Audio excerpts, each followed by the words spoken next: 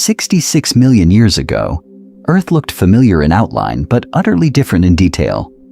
The continents were already drifting toward the positions seen on modern maps, yet their surfaces were covered by dense forests, broad floodplains, and inland seas.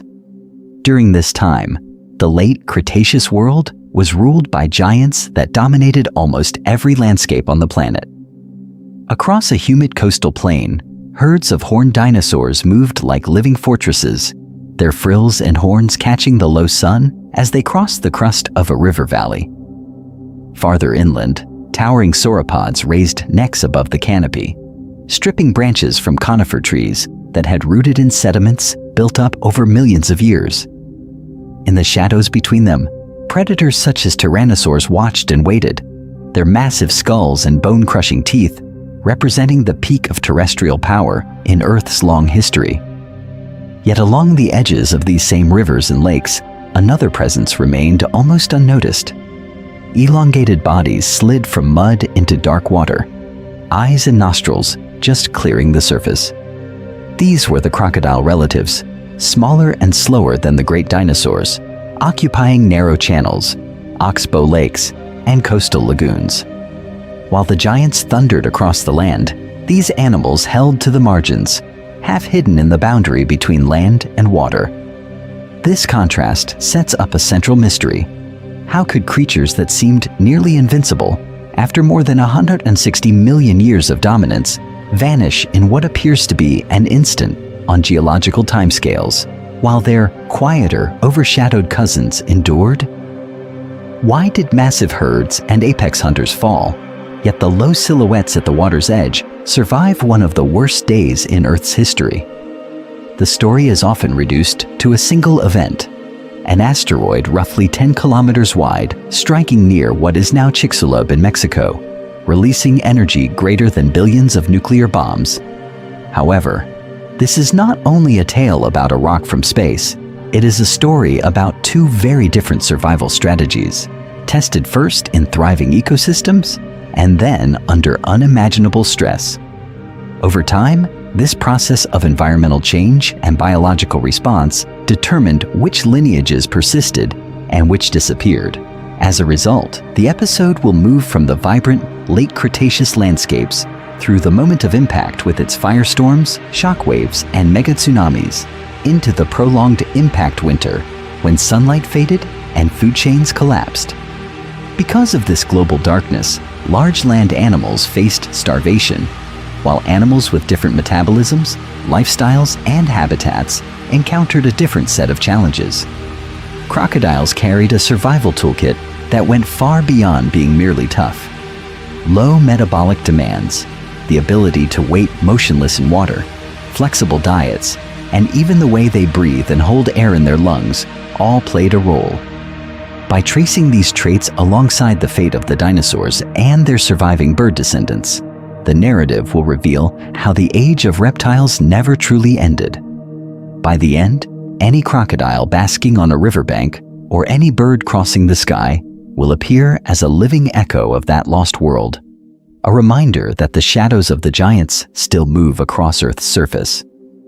By the final stretch of the Cretaceous, those echoes were not faint. They were part of a thriving, intricate world that, at first glance, seemed built to last. To understand why some lineages vanished while others endured, it is necessary to step into that world and examine the stage on which both dinosaurs and crocodiles lived out their last shared chapter. Around 72 to 66 million years ago, the continents had long since abandoned the configuration of Pangaea. Instead of a single giant landmass, Earth's crust was divided into familiar pieces. North America, South America, Africa, Eurasia, Antarctica, and Australia were all present, though their positions were not yet identical to those of today. High global sea levels flooded low-lying regions of these continents. Broad, shallow seaways sliced into the interiors, turning what are now central land areas into inland seas and wide coastal plains. During this time, the planet existed in a greenhouse state. There were no permanent polar ice caps, and the poles themselves supported forests rather than ice sheets. warmth extended far toward the high latitudes, and as a result, seawater expanded and further raised sea levels. This process created extensive belts of humid, low-lying terrain where rivers, lakes, deltas, and estuaries spread across the margins of the continents. For organisms living near water, it was a world rich in shelter and opportunity.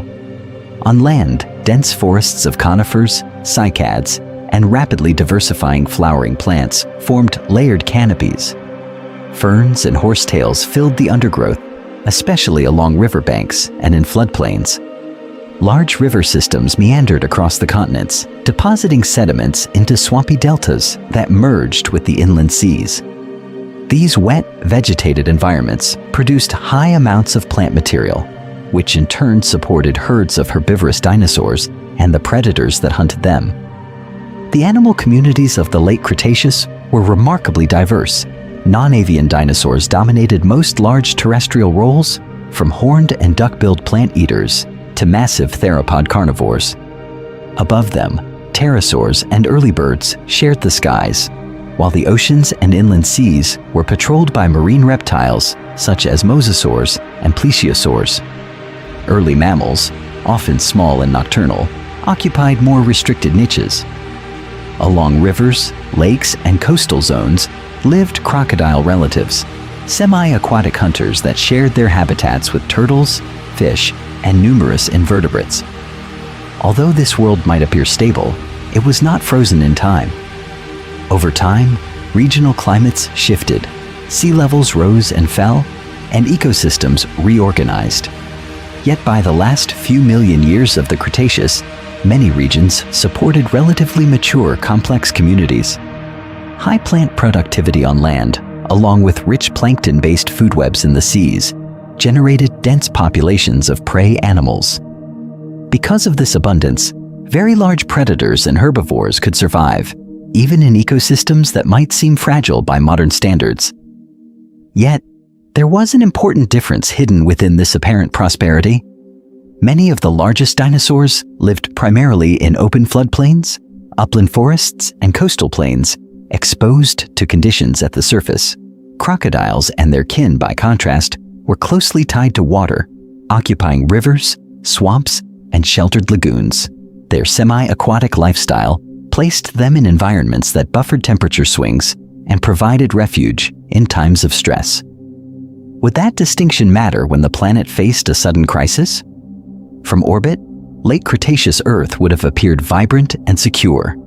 Blue oceans, green continents, and bright, storm-laden atmospheres circling a warm globe.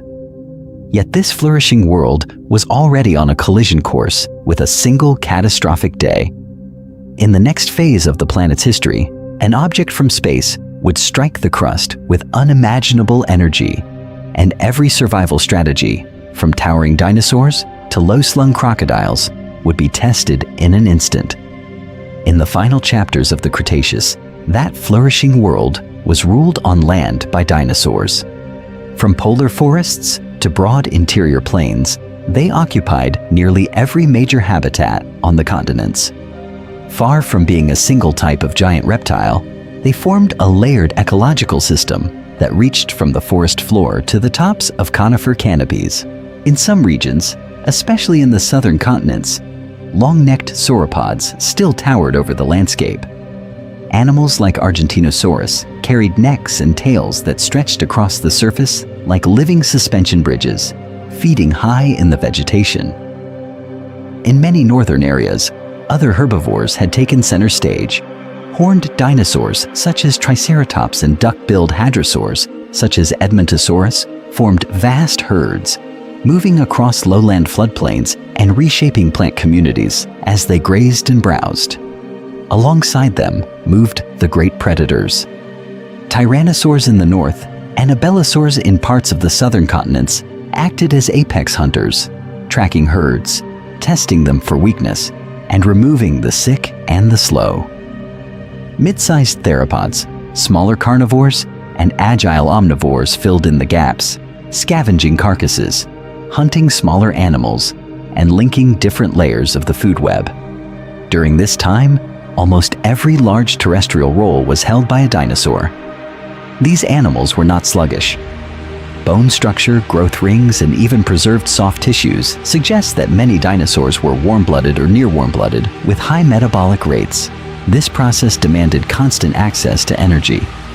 Large herbivores needed huge quantities of plant material each day, while predators, such as Tyrannosaurus rex, required frequent energy-rich meals to maintain their massive bodies.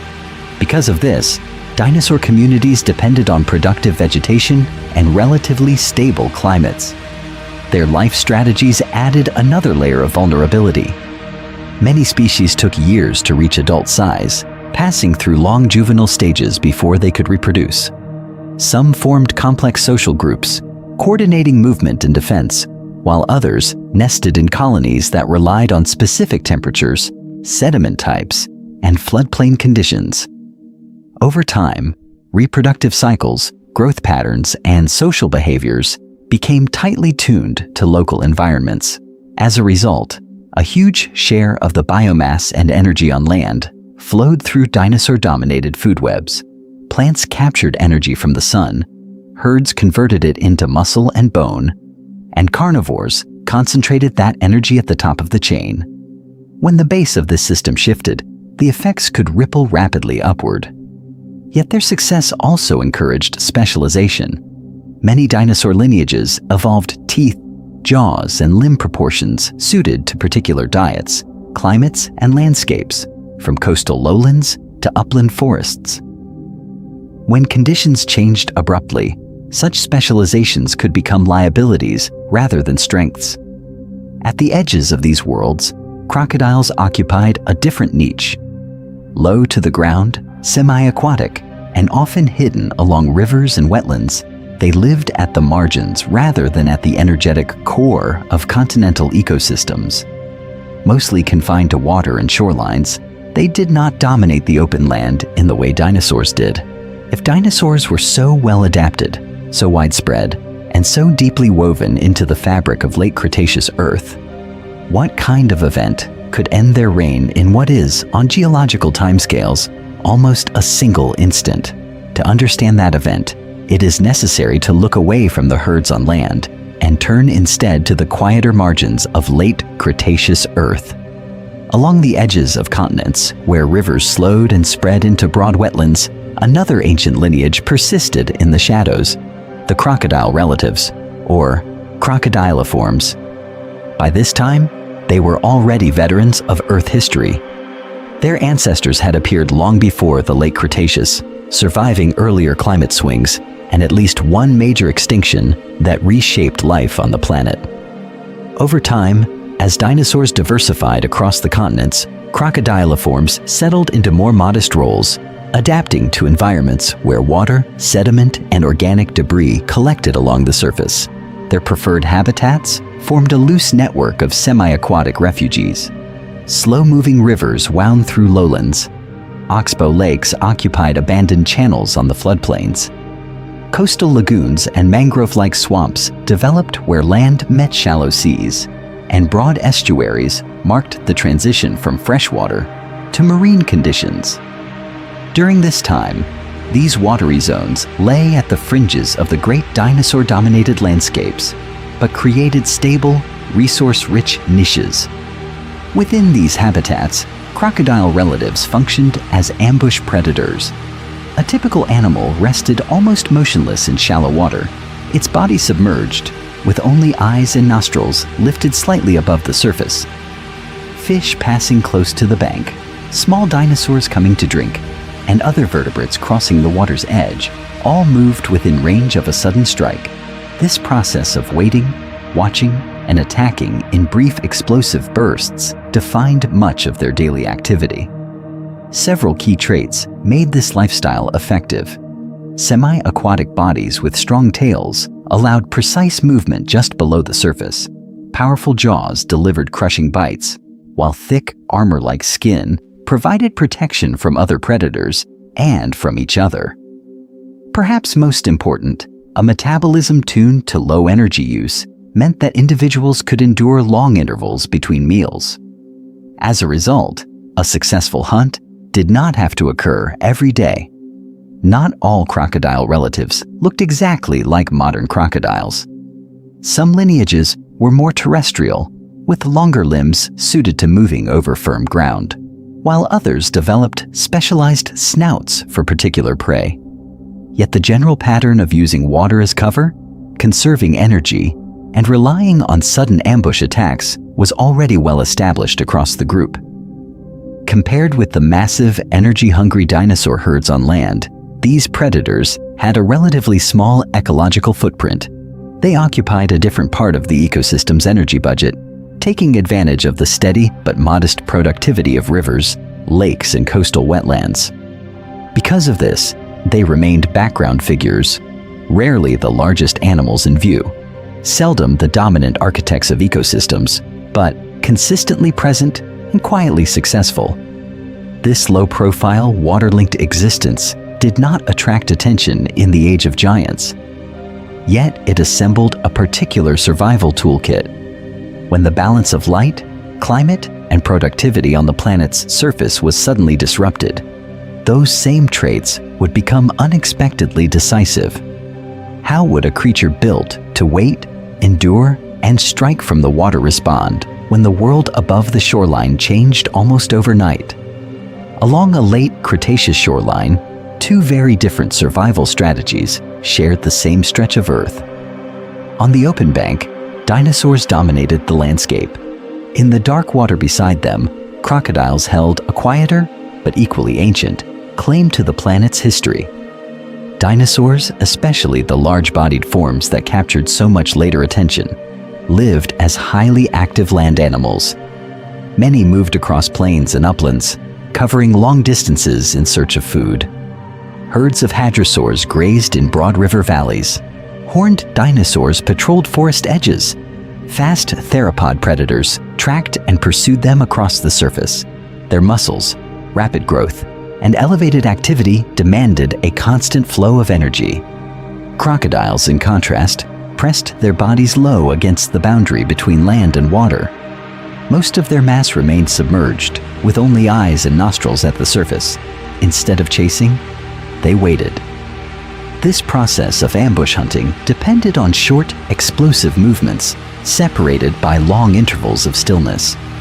Because of this, their daily energy needs remained far lower than those of similarly sized dinosaurs.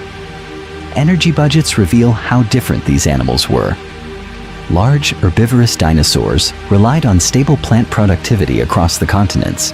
Their predators, in turn, depended on frequent, successful hunts. When plant growth dipped, the entire network felt the strain. Crocodiles drew from a different calculation. Many could go days, weeks, or even longer between meals, slowing their metabolism and enduring poor conditions that would rapidly weaken a high-energy dinosaur. Habitat patterns further separated their fates. Dinosaurs occupied open floodplains, inland forests, and upland regions that lay fully exposed on the planet's surface. Crocodiles concentrated along rivers, lakes, deltas, and coastal wetlands, where water buffered temperature swings and provided shelter. During this time, both domains were productive and interconnected, but they did not respond to environmental change in the same way. Reproduction and growth also followed contrasting paths. Many dinosaurs laid clutches of eggs, guarded nests, and then required years of steady resources for their young to reach adult size. Crocodiles laid numerous eggs in nests near the water and showed slower, more flexible growth, adding size over long lifespans when conditions allowed. Over time, this flexible pattern helped them ride out fluctuations in food and climate. Neither group was inherently better adapted in a general sense. Each was finely tuned to late Cretaceous conditions. Dinosaurs included highly specialized herbivores with complex teeth and jaws, and predators with focused hunting strategies. Crocodiles remained ecological generalists, able to consume fish, turtles, carrion, and any animal that approached the water's edge. As a result, they could shift diets when particular prey types declined. Imagine pausing time along that Cretaceous river. On the bank, a herd of hadrosaurs lowers its heads to feed. In the water, a nearly invisible crocodile waits beneath a thin film of sediment and reflected sky. Both lineages are thriving, but for completely different reasons. When the impact arrived, and Earth's surface environment changed with unprecedented speed, this quiet difference between high-energy rulers of the land and low-energy lurkers of the water would determine which strategy could bridge the darkness to the planet's next chapter, and which would end abruptly at the boundary layer in the rocks. On the outside, the late Cretaceous world looked like a stable success story. Forests and floodplains stretched across the continents. Shallow seas flooded low-lying regions, and giant dinosaurs moved through landscapes that seemed permanent. Yet, beneath this apparent balance, the planet was already shifting. The calm was real, but it was not complete. During this time, Earth's climate and sea levels were not perfectly fixed. Long before the final impact, the planet's temperature patterns were drifting. Sea levels rose and fell by tens of meters, and coastlines migrated back and forth across the crust. In some regions, warm, shallow seas retreated, exposing broad plains. In others, new seaways flooded the surface and linked distant ocean basins. Over time, these changes quietly rearranged habitats, even as the overall biosphere remained rich. Geological records show that volcanic activity was reshaping parts of the planet. Large volcanic provinces released gases and particles into the atmosphere, altering how much solar heat was trapped or reflected. Ocean currents responded, shifting routes that carried warm and cold water around the globe. As a result, some areas became wetter, others drier, and seasonal contrasts intensified in certain regions. Plant communities followed these gradients. Flowering plants spread into new zones.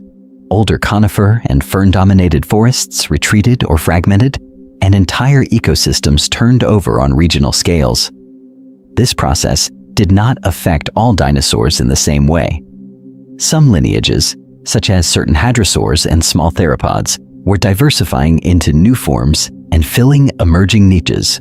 Others, including some large specialized herbivores and long-established predator groups, appear to have been in decline in particular regions.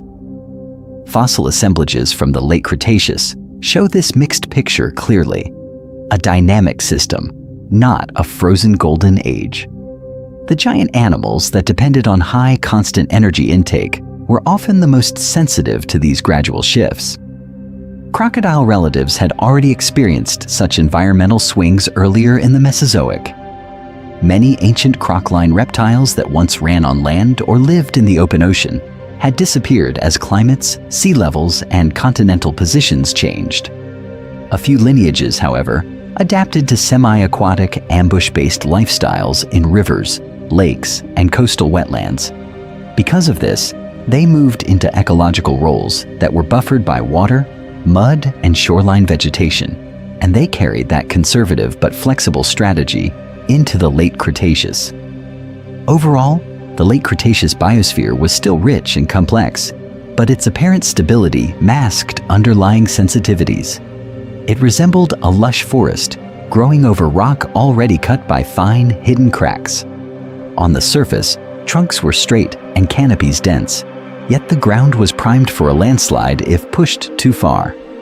Mass extinctions in Earth's history often strike at such moments when ecosystems are already under background stress and become vulnerable to sudden shocks. The next shock would not rise from the mantle or from within the crust. It was approaching from far beyond Earth, and when it struck, the difference between living on land and living in water would suddenly matter more than ever before. The next shock arrived not as a slow shift in the mantle or a gradual change in climate, but as a single object from space. Around 66 million years ago, near the very end of the Cretaceous period, a roughly 10-kilometer wide asteroid or comet fragment entered Earth's atmosphere. In planetary terms, it was small, yet it carried enough energy to mark one of the sharpest boundaries in the history of life on this planet.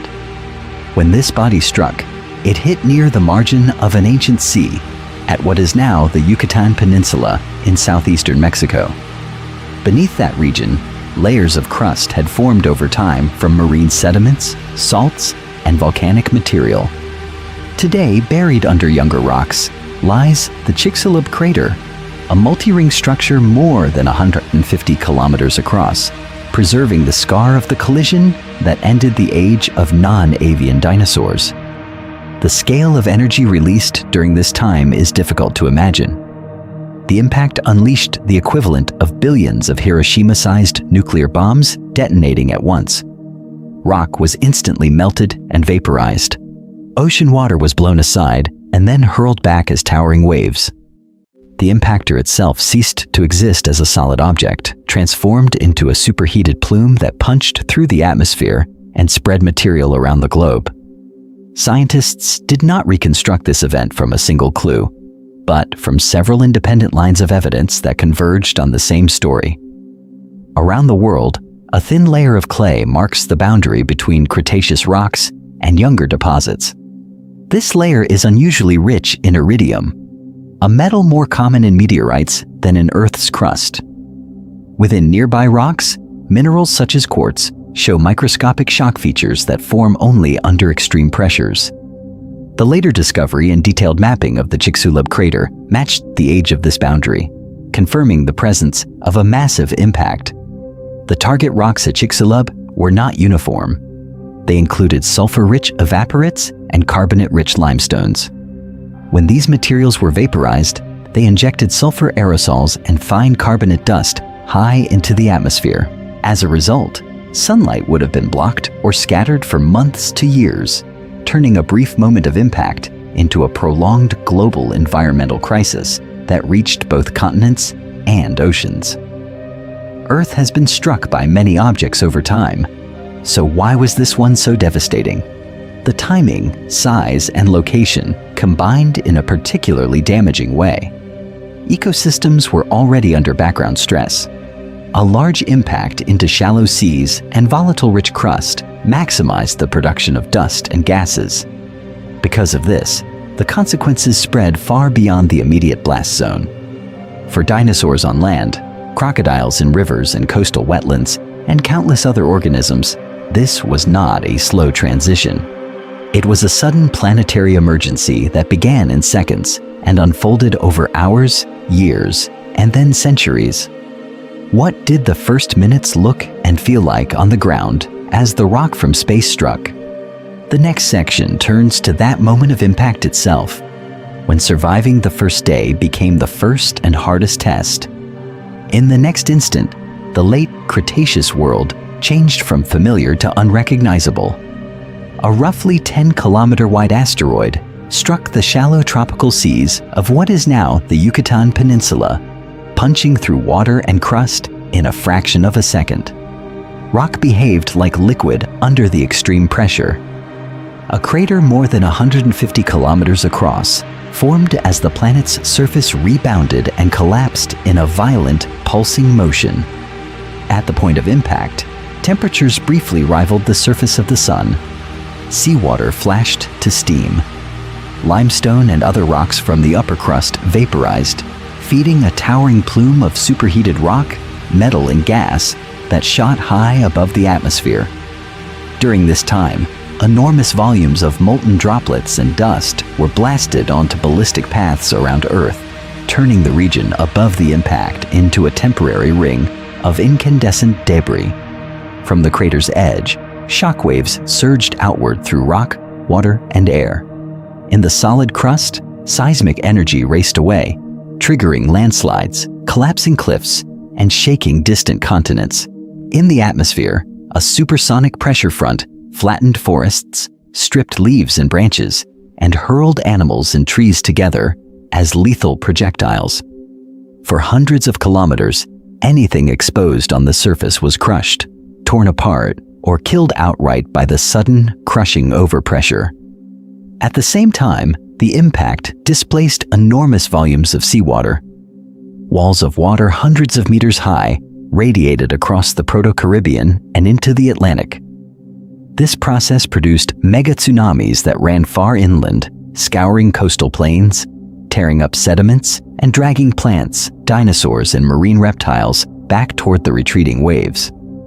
Low-lying deltas, estuaries, and wetlands that had supported dense dinosaur and crocodile populations were drowned and reworked in a matter of hours. Over time, the devastation spread far beyond the immediate region. The molten rock droplets launched into space began to fall back through the atmosphere all around the planet. As they re-entered, friction heated them and the surrounding air, creating a global infrared pulse. Skies that had been blue turned a hellish orange as countless streaks of fire crossed overhead. The heated air may have raised temperatures near the ground, enough to ignite vegetation over entire continents, turning forests into continuous belts of flame. On the ground, shock-blasted landscapes were choked with smoke and dust. Trees lay in tangled mats, many already burning. Few large animals exposed on open land could survive the combination of searing winds, flying debris, and sudden fires. However, some environments provided limited protection. Animals in deep underwater settings, in underground burrows, or in sheltered rivers and lakes had a better chance of surviving this initial onslaught because of this natural shielding. As a result, the first day ended with a planet physically scarred, its coasts rearranged, and its biosphere already in crisis. Yet this was only the opening act. The dust, aerosols, and gases lofted into the atmosphere would begin to alter climate and light levels in the days and weeks that followed. If some dinosaurs and crocodiles managed to endure the fire, shockwaves, and tsunamis, what kind of darkened, unstable world would they wake up to next? And which traits would decide who could endure the long aftermath? In the days that followed, the most dramatic change was not on the ground, but in the sky. The impact had hurled enormous quantities of vaporized rock, dust, and sulfur-rich gases far above the normal weather layer. Instead of falling back quickly, this material rose into the stratosphere, forming a high, thin veil that began to spread around the entire planet. This process unfolded over days to weeks.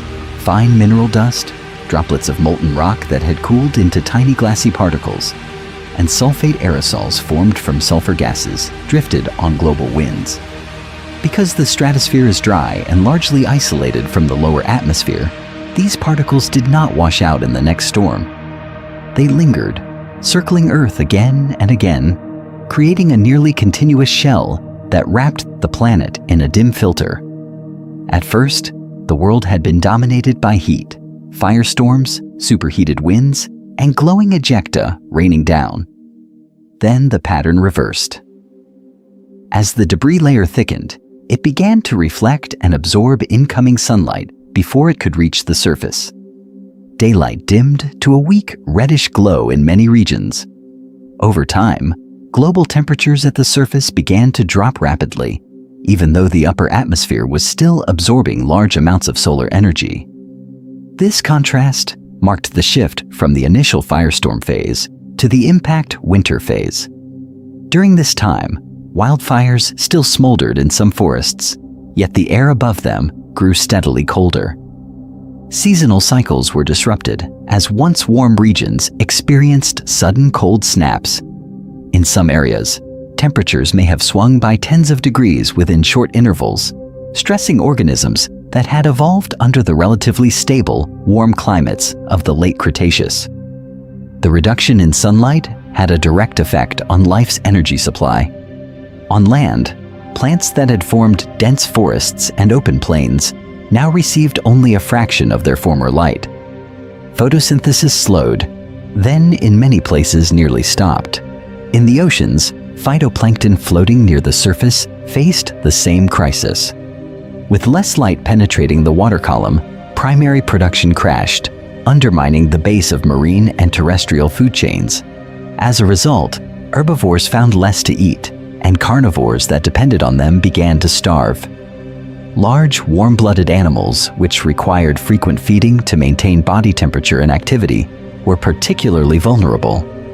A massive dinosaur, such as a large theropod, needed a steady flow of prey.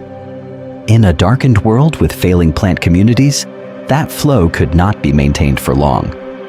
This impact winter was global in reach. Every continent, every ocean basin felt its effects, even though some sheltered valleys, deep lakes, or coastal zones may have been slightly less affected. The entire planet entered a prolonged ecological bottleneck. In such a world, what kinds of bodies, metabolisms, and behaviors gave an advantage? And why did many dinosaurs vanish, while crocodiles, with their very different way of life, were able to endure the long famine that followed? In this darkened world, the most important system linking life together began to fail. Every major land ecosystem on Earth depended on a simple chain. Sunlight struck the surface. Plants used that light to build tissue. Herbivores fed on those plants, and carnivores fed on the herbivores. Energy flowed upward, but at each step, large animals required a steady, high-volume supply from the level below. When the impact winter set in, this process was interrupted at its source. Dust, soot, and aerosols in the atmosphere blocked much of the incoming sunlight. Photosynthesis slowed dramatically or stopped in many regions. Forests dropped their leaves.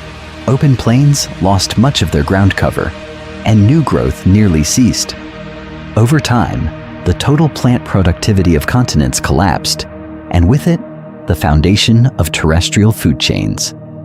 During this time, large herbivorous dinosaurs were placed under extreme stress. Many of them had bodies the size of trucks or small buildings and needed vast amounts of plant matter every day just to maintain their high metabolisms. Herds that once moved through rich floodplains and forest edges suddenly found their feeding grounds barren, coated in ash, or covered by dead, unpalatable vegetation. Even if some pockets of greenery survived in sheltered valleys, could such limited patches support enormous populations scattered across whole continents? As herbivore numbers declined, the effect on large carnivorous dinosaurs was rapid and severe. Predators such as tyrannosaurids were adapted to hunt abundant, predictable prey herds. Their size, strength, and hunting strategies made sense only in a world where plant-fed giants were common.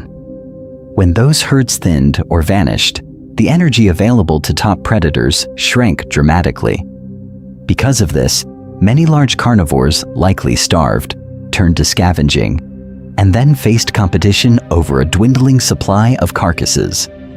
Big-bodied, warm-blooded, or near-warm-blooded animals have high metabolic demands. They burn energy quickly, need frequent feeding, and have limited ability to endure long famines. In an extended global crisis, when new plant growth was rare and prey was scarce, such physiologies became a liability rather than an advantage. The very traits that had allowed dinosaurs to dominate during stable climates now worked against them.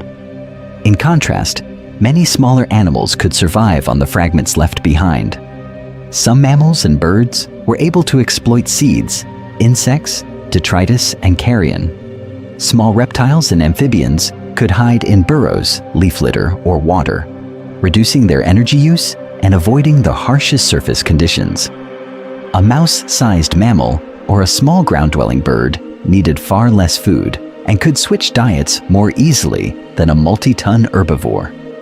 As a result, even if certain dinosaur lineages persisted for a short time after the impact, the overall dinosaur-dominated structure of terrestrial ecosystems had been broken beyond repair. The old food pyramids, built on dense plant growth and huge grazing herds, could not reform under the new conditions. Yet crocodiles, although sometimes large predators, occupied food chains that did not require constant high throughput in the same way, hinting that their different metabolic strategy and habitat use would lead to a very different fate in the aftermath. Those broken food pyramids did not fail everywhere in exactly the same way. On land, the collapse was sudden and brutal. In the water, the same global crisis passed through a different filter. Rivers, lakes, and coastal seas formed a separate stage on this damaged planet, and during this time, their physical properties changed the rules of survival. Water absorbs and redistributes heat more slowly than bare rock or soil. Because of this, the intense cold snaps and brief heat pulses that swept across exposed continents were softened beneath the surface of rivers and deeper coastal zones. Light still faded as dust and aerosols spread through the atmosphere, but in lakes and estuaries that light passed through a column of water that buffered the most extreme swings. This process did not prevent disruption, yet it delayed the most lethal thresholds. Aquatic ecosystems also carried a hidden reserve of energy. Before the impact, enormous amounts of organic matter had already settled into muds, sediments, and the lower water column. When photosynthesis crashed, that stored detritus did not vanish. Microbes, invertebrates, and bottom-feeding fish continued to process it, turning buried carbon into slow, lingering food chains. As a result, some aquatic systems could function on old energy for months to years, even as new plant growth nearly stopped. Many small aquatic organisms were adapted to irregular food supplies long before the asteroid struck. Plankton, insect larvae, mollusks, and fish in rivers and coastal wetlands often endured floods, droughts, and seasonal changes. They could survive on reduced energy inputs for longer than giant land herbivores that needed constant vegetation. Predator fish could still find weakened prey. Scavenging invertebrates could still reach carcasses that settled to the bottom. In this way, the water kept a thin but continuous trickle of energy available. Semi-aquatic animals such as crocodiles were tightly linked to these buffered environments. Individuals could retreat into deeper pools, undercut banks, or thick mud when surface conditions became dangerous. When ash darkened the sky or temperatures plunged overnight, a crocodile in a quiet backwater experienced a slower, more gradual shift than a dinosaur on an open plain. Over time, this difference in exposure mattered. Importantly, aquatic habitats were not universal refuges. Many marine reptiles in open oceans, along with specialized coastal species, still went extinct as plankton communities crashed and chemistry in the seas shifted. Yet certain freshwater rivers, lakes, and sheltered coastal regions remained partially functional, holding mosaics of surviving fish, invertebrates, and plants. These scattered refuges formed living bridges across the extinction. For crocodiles, being tied to water meant access to several food sources at once: fish from within the channel, carrion washing downstream, and weakened terrestrial animals forced to drink at the margins. Their hunting grounds did not end at the shoreline, but surviving the first months of darkness and cold was only the beginning. Crocodiles also carried a biological toolkit inside their bodies that made long-term survival far more likely. And that deeper story comes next. In the shattered landscapes that followed the impact, survival depended on more than strength or speed. It depended on having an entire way of life that could bend without breaking. Crocodiles did not endure because of one miraculous adaptation. They carried a whole survival toolkit that, taken together, made them unusually compatible with a planet plunged into crisis. This toolkit combined several traits that reinforced one another. Their semi-aquatic lifestyle anchored them in rivers, lakes, and coastal wetlands that could buffer sudden swings in temperature on the land surface. Their metabolism was low and flexible, allowing long gaps between meals. Their anatomy let them breathe air while almost completely submerged, with eyes and nostrils raised like small periscopes. Their hunting strategy relied on patience and ambush rather than long chases. As a result, they did not need constant, predictable prey in the way many active land predators did. During this time, crocodile relatives in the late Cretaceous already showed these key features. Over time, natural selection in fluctuating climates and unstable floodplains had refined semi-aquatic bodies with powerful tails, flattened skulls, and tough armor. This process did not begin with the asteroid. It had been running quietly for tens of millions of years as continents shifted, sea levels rose and fell, and regional ecosystems changed. when the impact suddenly altered the global environment. These existing traits were simply applied to a new, harsher set of conditions. Energy conservation lay at the center of their strategy. Modern crocodilians can remain motionless in water or on a riverbank for hours, sometimes for most of the day, with minimal energy expenditure. The same basic physiology was present in their ancestors. When food became scarce after photosynthesis collapsed and food chains broke apart, this ability to wait, to lower activity, and to endure long fasting periods became critical.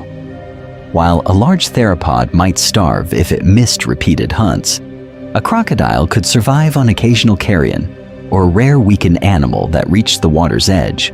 Their opportunistic diet widened the margin of safety. Fish that survived in deeper or connected waters, amphibians sheltering in muddy margins, carcasses washed downstream, and dying animals forced to drink from shrinking pools all entered the crocodile food web. Because of this flexible feeding, they were not tied to a single prey group that could vanish entirely. Their bodies also provided physical protection. Thick, armored skin and a robust build helped them resist debris in turbulent water, attacks from other predators, and injuries in crowded refuges even before the impact. Not every crocodile lineage survived the extinction, and many branches of their family tree ended. But those that did endure combined semi-aquatic habits, low and adjustable metabolism, ambush behavior, and dietary flexibility into a lifestyle suited to long periods of scarcity and instability. The next sections will examine this survival toolkit piece by piece, beginning with one of the most decisive elements: their remarkably low adaptable metabolism. To understand why crocodiles endured when so many dinosaurs vanished, it is necessary to look closely at how they run their bodies. Crocodiles are ectotherms. This means their internal temperature depends strongly on heat from the environment, rather than on constant internal heat production. In contrast, mammals and birds maintain a narrow internal temperature range by burning large amounts of energy all the time. During this time in Earth's history, that difference in strategy mattered more than appearance or size. Ectothermic animals generally have lower metabolic rates, so their cells burn fuel slowly. Heart rate, breathing, and digestion can all operate at reduced levels. As a result, an ectotherm can survive much longer between meals than a warm-blooded animal of similar mass, especially if it remains inactive and avoids unnecessary movement. A simple comparison helps illustrate this process. A large crocodile weighing several hundred kilograms may need only a fraction of the daily calories required by a similarly sized mammal or bird. When conditions are favorable, it can feed heavily, store energy as fat, and then draw on those reserves for weeks or even months. Because of this, some modern crocodilians have been observed surviving more than a year with little or no food, provided the temperature and water conditions remain within tolerable limits. Their behavior is carefully tuned to conserve energy. Crocodiles bask at the surface, absorbing solar heat and warming their bodies without burning much internal fuel. When the surrounding air becomes too hot, they slip into the water or move into shade, allowing the environment to pull excess heat away. They can remain nearly motionless for many hours, and even their ambush attacks are brief, explosive bursts rather than long pursuits. What does this mean in an environment where every movement costs precious energy? After the Chicxulub impact, the planet entered an impact winter phase. Dust and aerosols in the atmosphere blocked sunlight, cooling the surface and disrupting ecosystems on land and in the oceans. In this unstable climate, food chains collapsed from the base upward. For an animal able to slow its metabolism, reduce activity, and wait quietly in rivers, lakes, or coastal shallows, this period, though harsh, was survivable for longer intervals. Many large dinosaurs appear to have followed a different strategy. Bone growth patterns, oxygen isotope data, and comparisons with modern birds suggest that numerous dinosaur lineages had relatively high metabolic rates. They likely maintained elevated body temperatures and supported active lifestyles with fast growth and frequent movement. Such a high-throughput energy system could not simply be switched off for months at a time. What happens to a giant herbivore when the plants it depends on disappear, yet its internal furnace keeps demanding fuel? Some smaller dinosaurs and early birds may have possessed partial solutions, such as flexible diets, rapid breeding, or the ability to exploit sheltered microhabitats. However, the largest terrestrial forms were locked into energy-intensive roles that left little margin when productivity on Earth's surface crashed. Metabolism alone did not decide their fate, but it set strict limits. The next step is to examine where crocodiles lived and how they hunted, because their semi-aquatic, ambush-based lifestyle further increased the advantages of this low-power design during and after the catastrophe. Crocodiles did not only run on a different energy budget, they also occupied a different physical space on the planet. While many large dinosaurs moved across exposed floodplains and forests, crocodiles lived at the boundary between water and land. This position at the edge of rivers, lakes, and coastal wetlands created a natural shelter when Earth's surface became dangerous. Their anatomy reflects this semi-aquatic design. The eyes, ears, and nostrils sit high on the top of the head, so an animal can lie with almost its entire body hidden below the waterline. Only a narrow ridge of sensory organs breaks the surface. From this position, it can watch, listen, and breathe while remaining nearly invisible. Over time, this body plan formed an efficient interface between two worlds, allowing crocodiles to sense activity on land while being physically protected by the water around them. Inside the body, the breathing system is also specialized. Crocodiles possess a powerful diaphragm-like muscle that pulls the liver backward, expanding the lungs and drawing in large volumes of air. This process allows a deep breath that can be stored for long periods, while the animal sinks and waits. In calm conditions, some individuals can stay submerged for an hour or more. During this time, the body slows its use of oxygen, matching the low movement, low metabolism strategy described earlier. This ambush approach minimizes motion and exposure. A crocodile may rest almost motionless along a riverbank or just below the surface, using only small tail or limb movements to adjust position. It does not need to chase herds across open ground. Instead, it waits until prey approaches the water's edge, then releases a short, explosive strike. Because of this, much of its hunting life is spent in hiding rather than in active pursuit. In the chaotic period after the Chicxulub impact, such a lifestyle became a major advantage. With the atmosphere filled by dust, soot, and falling debris, and with fires and violent temperature swings affecting the land surface, remaining in water reduced direct contact with many hazards. Deeper pools and sheltered channels would have buffered sudden heat pulses, shock waves, and even some flying debris. Water acted as a physical shield when the planet's crust near the impact region was shaken and scorched. At the same time, shrinking and disturbed water sources concentrated life. Thirsty animals still needed to drink, even in a damaged ecosystem. Weakened dinosaurs, mammals, and other reptiles approaching rivers or lakes would have created rare but critical opportunities. Fish and other aquatic organisms, although stressed, continued to move through these habitats. As a result, patient crocodiles could continue feeding intermittently while remaining concealed. Large dinosaurs, in contrast, were mostly tied to open terrestrial habitats. Their size, posture, and respiratory systems did not allow them to use water as a long-term refuge or as a primary hunting platform. They faced the worst of the fires, the atmospheric dust, and the collapse of plant-based food webs in the open. Having considered metabolism and habitat, the next question is what crocodiles were actually willing to eat.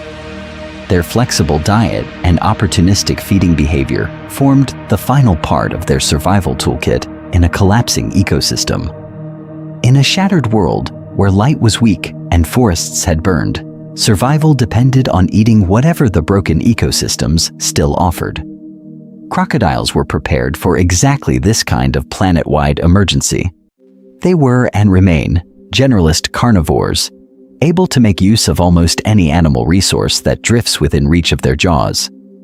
In late Cretaceous rivers and coastal plains, crocodilian relatives hunted fish moving through turbid channels, seized amphibians and smaller reptiles near the banks, and dragged down unwary birds that landed too close to the water. When small mammals ventured to drink, they could be taken as well. Even invertebrates, such as large crustaceans or mollusks, formed part of this varied menu. This broad feeding range meant that, during this time, crocodiles did not depend on a single prey species or a narrow type of food. As the impact winter unfolded, this flexibility became critical. Many herbivorous dinosaurs had highly specialized diets, focused on particular types of leaves, ferns, or conifer needles that grew in specific regions. When ash, dust, and soot dimmed the sunlight, plant communities collapsed in sequence. Large plant eaters that required constant access to fresh vegetation faced rapid starvation. In turn, the giant carnivores that hunted them depended on dense active populations of prey spread across the continents. What happens to a predator that must eat frequently when nearly every large body on the landscape is dying, not running? Crocodiles met the same crisis in a different way. They could shift from live hunting to scavenging, moving along rivers and shorelines where the planet's chaos collected the dead. Carcasses of dinosaurs and other large animals, killed by fires, shockwaves, or cold, were washed into channels or stranded along coasts. This process created irregular but substantial food pulses. Crocodiles were well adapted to exploit them, tearing into decaying flesh that many other animals could not or would not use. Their low meal frequency magnified this advantage. A large crocodile that consumed a single massive carcass could then endure days, weeks, or even longer without another significant meal. Because of this, scarce resources could be stretched across extended periods, matching the unpredictable rhythm of a devastated food web. Generalist feeding, combined with a metabolism that allowed long fasting intervals, reduced the need for constant foraging across a dangerous landscape. In a world where food webs were broken and many specialized niches disappeared, generalists with flexible diets tended to fare better than specialists tied to narrow pathways of energy flow. Crocodiles with semi-aquatic ambush hunting, a conservative use of energy, and opportunistic feeding were unusually well positioned to ride out the worst years after the impact. Over time, this strategy allowed them to persist with relatively modest evolutionary change, while one surviving dinosaur lineage took a very different path. The story now turns to what happened next, as crocodiles remained conservative while birds, their distant relatives, expanded into the skies and reshaped life on Earth's surface. In the late Cretaceous, that relative stability ended in a single violent moment. A rocky body, around 10 to 12 kilometers wide, approached Earth at tens of kilometers per second and struck the shallow tropical seas near the present-day Yucatan Peninsula. In an instant, energy comparable to billions of nuclear bombs was released into the planet's crust, ocean, and atmosphere. At the point of contact, the asteroid and a huge volume of crust did not simply break apart, they vaporized. Rock, water, and sediment were driven to temperatures hotter than the surface of the sun. A transient crater far larger than the final basin opened as the crust behaved like a fluid, rising and collapsing in a series of rapid motions. During this time, a superheated plume of rock vapor, molten droplets, and gas punched far above the atmosphere, carrying fragments of the seafloor and continental material with it. Around the impact site, the first deadly agent was not falling debris, but pressure. A shockwave expanded outward through air, water, and rock. On nearby continents, Forests were flattened in moments. Large dinosaurs on open floodplains would have been thrown down or torn apart as the pressure front passed. Structures of bone and soft tissue that had evolved over millions of years of Earth's history were simply overwhelmed by a physical force outside any previous experience. As the shockwave raced across the region, the fireball above the crater radiated intense heat. Vegetation ignited over vast areas, and anything exposed on the surface was at risk. Farther away, molten rock droplets and fine dust, known as ejecta, began their high arc around the planet. When this material fell back through the atmosphere, it released heat again, warming the upper air and, in many regions, triggering widespread firestorms on land. Daylight would have been replaced for a brief period by a blinding flash, and then an expanding curtain of fire on the horizon. For large land-dwelling dinosaurs in open habitats, there was little protection from this process. Herds moving across coastal plains, predators waiting at forest edges, and smaller species in shallow burrows all faced intense heat and choking smoke. Because of this, many individuals died within minutes to hours, long before longer-term climate changes took hold. In contrast, crocodiles in rivers, lakes, and coastal lagoons were partly shielded. Water absorbed and redistributed heat, and even a few tens of centimeters of depth could reduce the thermal pulse that reached their bodies. This protection was not complete. Populations near the crater or in shallow heated bays likely suffered heavy losses. Yet crocodiles were distributed across many continents and climate zones, often in complex river systems and deeper basins. As a result, some groups escaped the most intense devastation, surviving the first catastrophic minutes and hours. The stage was set for a second phase of crisis, as the ejecta cloud and soot altered the atmosphere and began to reshape the planet's climate over time. Those first minutes and hours were only the beginning. As the crater still glowed and tsunamis raced across oceans, a second, stranger weapon of the impact began to unfold high above Earth's surface. The planet's sky itself was about to turn lethal. When the asteroid struck, it blasted parts of the crust and mantle into space, melting rock into tiny droplets. As these droplets traveled through the atmosphere and beyond, they cooled and formed trillions of glassy spherules. During this time, Earth was surrounded by a vast, invisible shell of these particles on ballistic paths. Their return would be catastrophic. As the spherules fell back through the atmosphere over several hours, they moved at very high speeds and encountered thickening air. Friction and compression heated them intensely. This process converted their kinetic energy into a powerful wave of infrared radiation. From the ground, the sky would not simply look bright. It would act like a radiant oven, sending heat downward toward the surface on a global scale. For a brief interval, perhaps tens of minutes to a couple of hours, much of the planet experienced a deadly heat pulse. Temperatures at ground level may not have matched the fireball at the crater, but the radiant flux was enough to ignite dry vegetation and scorch exposed skin. Forest canopies, grasslands, and open floodplains became vulnerable to near-simultaneous ignition. Because of this, the impact did not just start isolated fires. It primed entire continents for firestorms. Evidence for these global wildfires is preserved in the rocks. Across the Cretaceous-Paleogene boundary, many sediment layers contain abundant charcoal fragments, microscopic soot, and geochemical markers linked to burned organic matter. These signals appear on multiple continents, indicating that forests and wetlands burned across vast areas rather than in one region alone. Over time, this charcoal-rich layer became a thin, dark line that now records a planet briefly wrapped in flame. Large active dinosaurs living on open plains and uplands would have been especially exposed. Many relied on constant movement and high food intake, and their size made rapid sheltering difficult. Under a sky radiating intense heat, there was little protection on bare ground. fast-moving crown fires racing through treetops and across dry vegetation would have overtaken even strong runners. In this phase, mobility was not an advantage. Shade and cover were.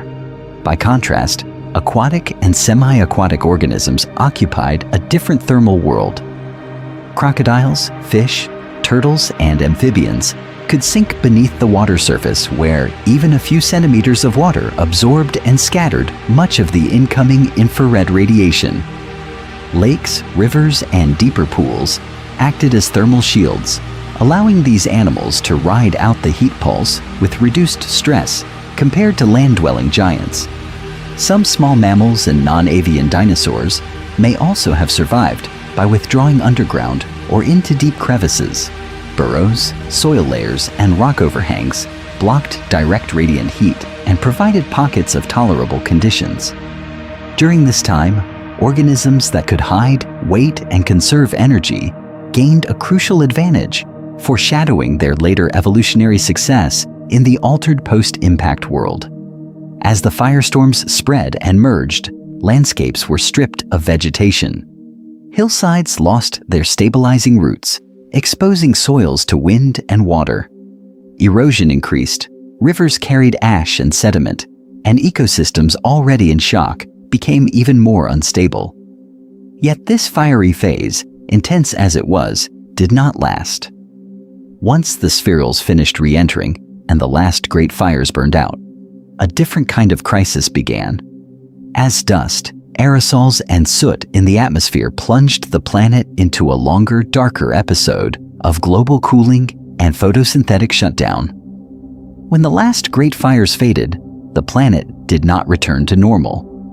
Instead, Earth entered what many scientists describe as an impact winter, a prolonged, long night in which the main energy source for almost all life was suddenly throttled. The asteroid had done more than scar the crust. It had transformed the atmosphere into a semi-opaque shield. The Chicxulub impact excavated and vaporized enormous volumes of rock, including thick layers of gypsum in the shallow sea where it struck.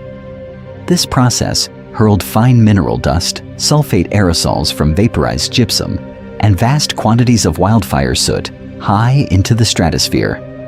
Once there, these tiny particles did not fall back quickly. They spread around the planet, encircling it in a high-altitude veil that reflected and absorbed sunlight before it could reach the surface.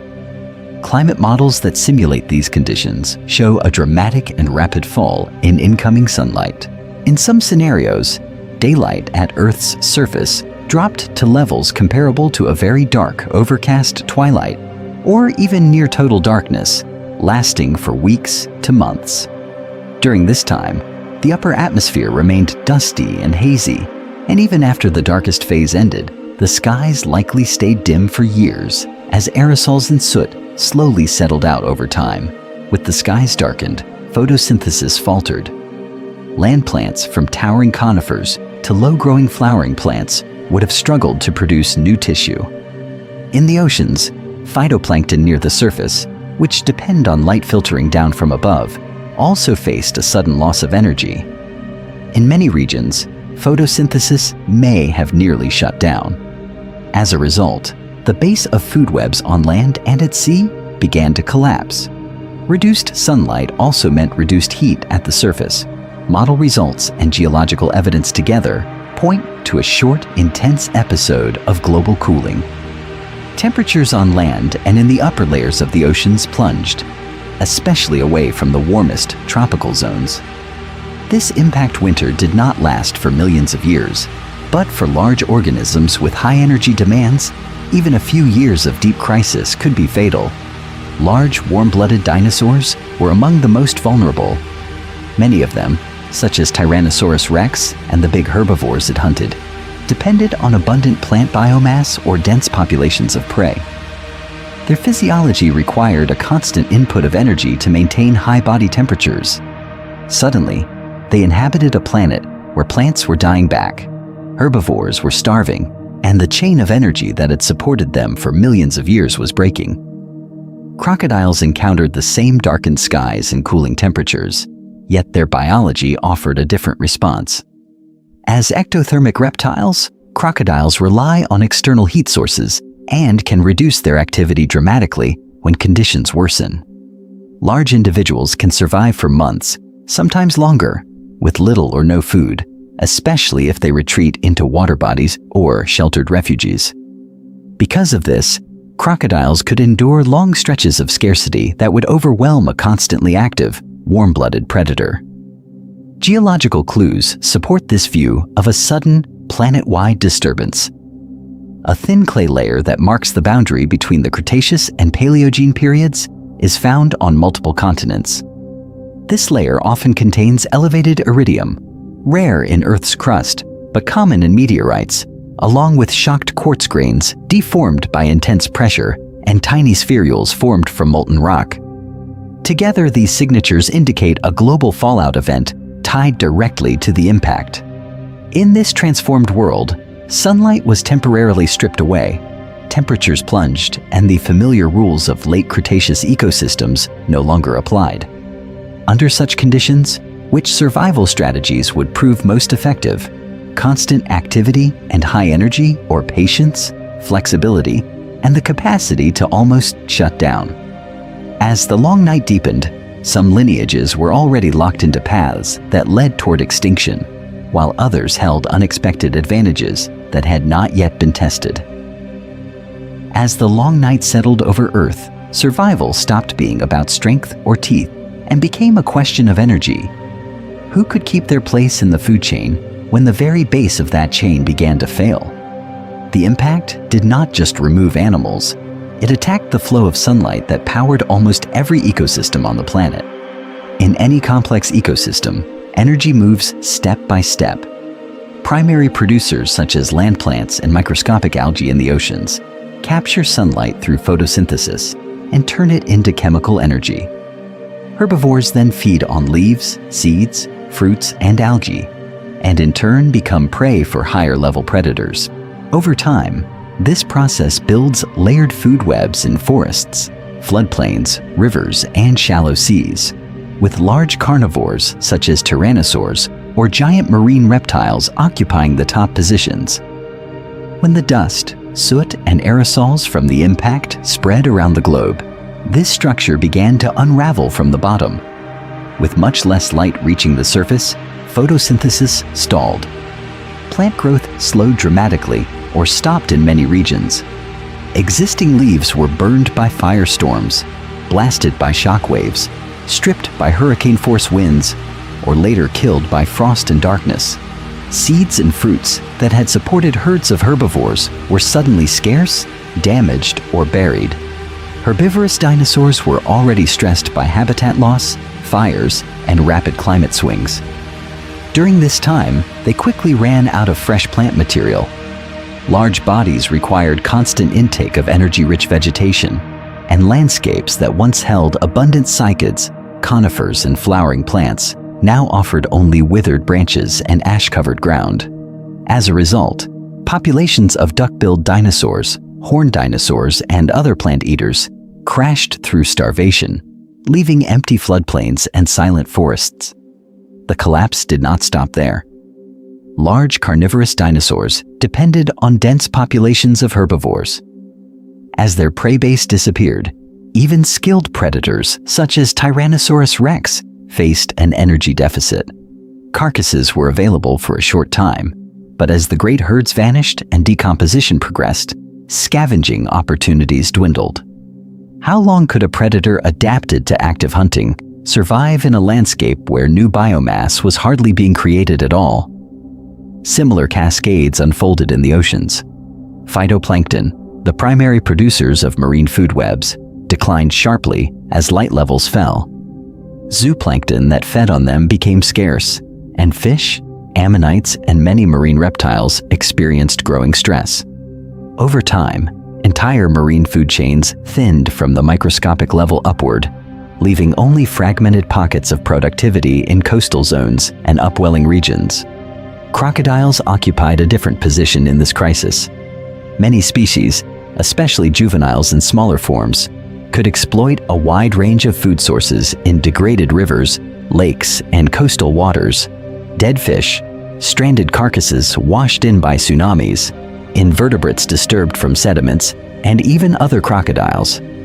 Because of this flexible diet, they could take advantage of almost any remaining organic material. Equally important was their ability to wait. Crocodiles can lower their metabolism and endure long fasting periods, surviving months without feeding, while remaining hidden in muddy banks or quiet pools. In a world where energy moved slowly and unpredictably through damaged ecosystems, this capacity to almost shut down became a powerful filter. It set the stage for metabolism and body size to determine which lineages passed through the extinction bottleneck, a filter that would favor some survivors while excluding many of the giants that had once dominated the continents. In that damaged world, the giants that had once ruled the continents suddenly carried a hidden disadvantage.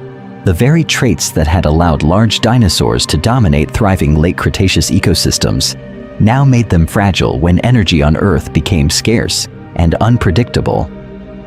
During this time, many landscapes were shaped by gigantism. Vast sauropods with necks stretching above the forest canopy, and massive theropods such as Tyrannosaurus rex and its relatives controlled much of the large-bodied niche on land. These animals had grown within stable food webs, where plants were productive, prey was abundant, and energy flowed steadily through the biosphere. Most researchers infer that many of these dinosaurs had warm-blooded or at least elevated metabolisms. Their bones record rapid growth, their trackways show active movement, and their predator-prey ratios resemble those of modern mammal and bird-dominated systems. This process of maintaining high body temperature and sustained activity required a constant, high-volume supply of food to support the internal heat generated within their tissues. Large bodies can store more energy, and in some situations, big animals endure short famines better than small ones. However, they also consume far more absolute energy over time. A single large sauropod needed entire groves of vegetation, and a large theropod required frequent, sizable kills. When photosynthesis crashed after the impact and plant productivity fell across continents, that balance failed. The stored reserves inside even a giant frame could not offset months to years of dwindling input. Specialization deepened this exposure. Many herbivorous dinosaurs had jaws, teeth, and digestive systems tuned to particular plant types that had evolved under late Cretaceous climates. Large predators often focused on specific prey communities that shared those habitats. As a result, when plant communities shifted or disappeared and herbivore populations collapsed, these specialists had little flexibility to switch diets rapidly. In contrast, crocodiles entered the crisis with a different biological toolkit. They tended to be smaller than the largest dinosaurs, lived a semi-aquatic lifestyle, and were ectothermic. Because of this, they could lower their metabolic rate dramatically, surviving on far fewer calories and enduring long intervals between meals while sheltered in rivers, lakes, or coastal environments that buffered some of the most extreme surface changes. Cooling climates added a second layer of stress for the big dinosaurs. As temperatures dropped and sunlight weakened, any dinosaur relying on internally generated heat would have needed even more energy just to maintain function. Yet the same impact winter that increased their energetic demands also stripped away the plants and prey required to meet those demands.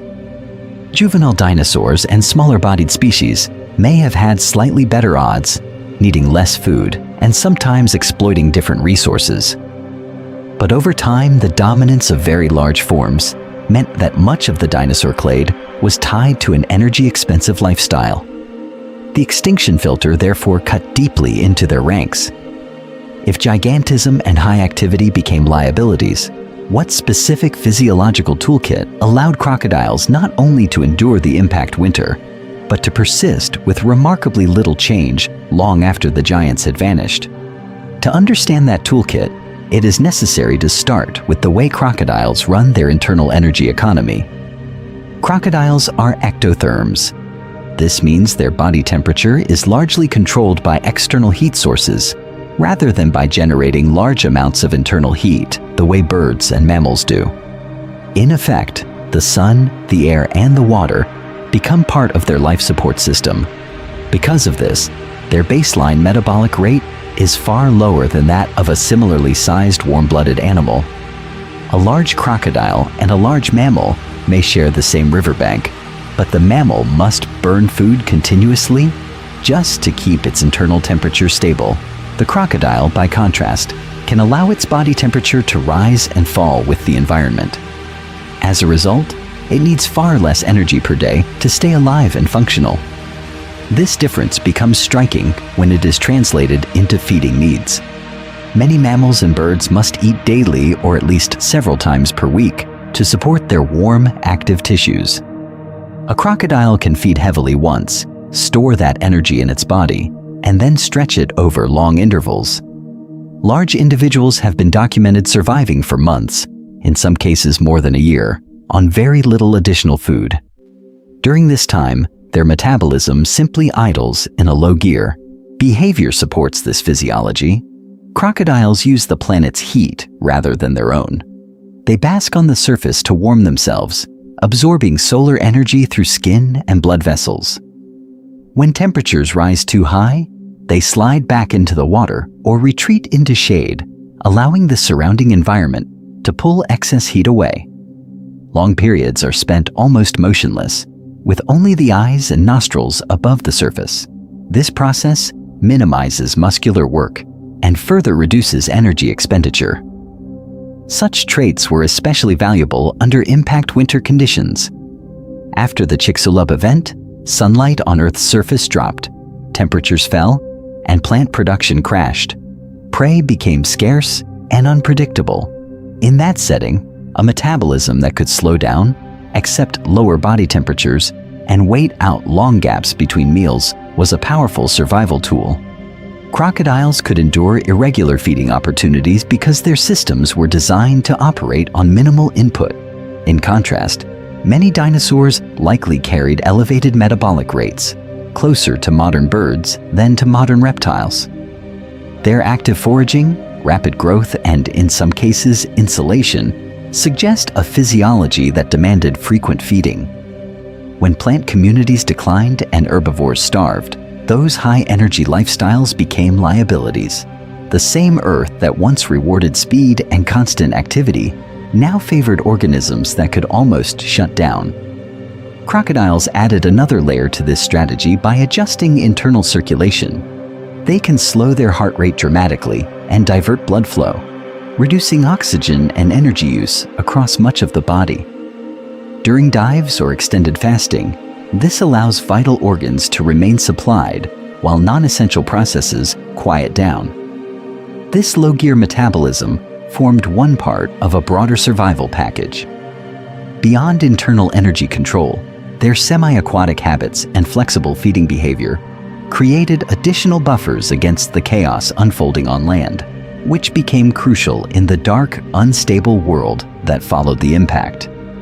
Their internal slowdown only mattered because the outside world offered places to hide. For crocodiles, survival did not happen on open plains or exposed ridges. It happened in the quiet margins of the late Cretaceous landscape, where land and water blended into a shifting mosaic of channels, pools, and flooded forests. During this time, many crocodilian relatives occupied slow rivers, oxbow lakes, coastal lagoons, and swampy floodplains. These were low-lying systems where water lingered and sediments accumulated, far from the driest uplands that many dinosaurs crossed in search of plants or prey. In such settings, dense vegetation, tangled roots, and deep pools created shaded refuges that were already partly insulated from rapid changes in the atmosphere above. Water itself became a critical ally. Liquid water changes temperature more slowly than air, and this basic physical property turned lakes and rivers into thermal buffers during the impact winter. When the atmosphere above swung rapidly between short heat pulses and prolonged cold, the underlying water column shifted more gradually. As a result, aquatic and semi-aquatic organisms experienced moderated extremes, with fewer sudden temperature shocks than those endured on exposed ground. The immediate aftermath of the impact brought firestorms and blasts of radiant heat across large regions of Earth's surface. In those hours, even brief submergence could mean the difference between life and death. A crocodile pressed against the riverbed, with only nostrils or nothing at all breaking the surface, was shielded from lethal infrared radiation, airborne debris, and choking ash. How could a large land-bound dinosaur match that level of protection when the very air above the crust was filled with burning material? Over time, the same turbid, ash-laden waters that looked hostile from above still supported scattered pockets of life.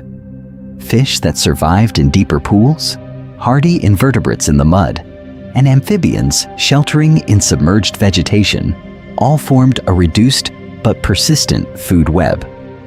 Crocodiles, already adapted to ambush in murky water, could continue to exploit these prey sources even as forests thinned, soils eroded, and many terrestrial ecosystems collapsed. Because of this, aquatic systems also became collectors of nutrients. Charred plants, fallen dinosaurs, and washed-out forest soils were carried by rivers into basins and deltas. This process concentrated organic material, feeding microbes and scavengers, and in turn, attracting larger consumers. For crocodiles able to feed opportunistically on carcasses or weakened animals, these nutrient pulses represented short-term windows of relative abundance within a devastated world. Physical shelter added another layer of security. Many crocodilians used underwater burrows, submerged root tangles, and undercut riverbanks as resting sites. These structures dampened temperature swings, reduced exposure to predators, and provided hidden chambers where animals could wait out the worst environmental episodes.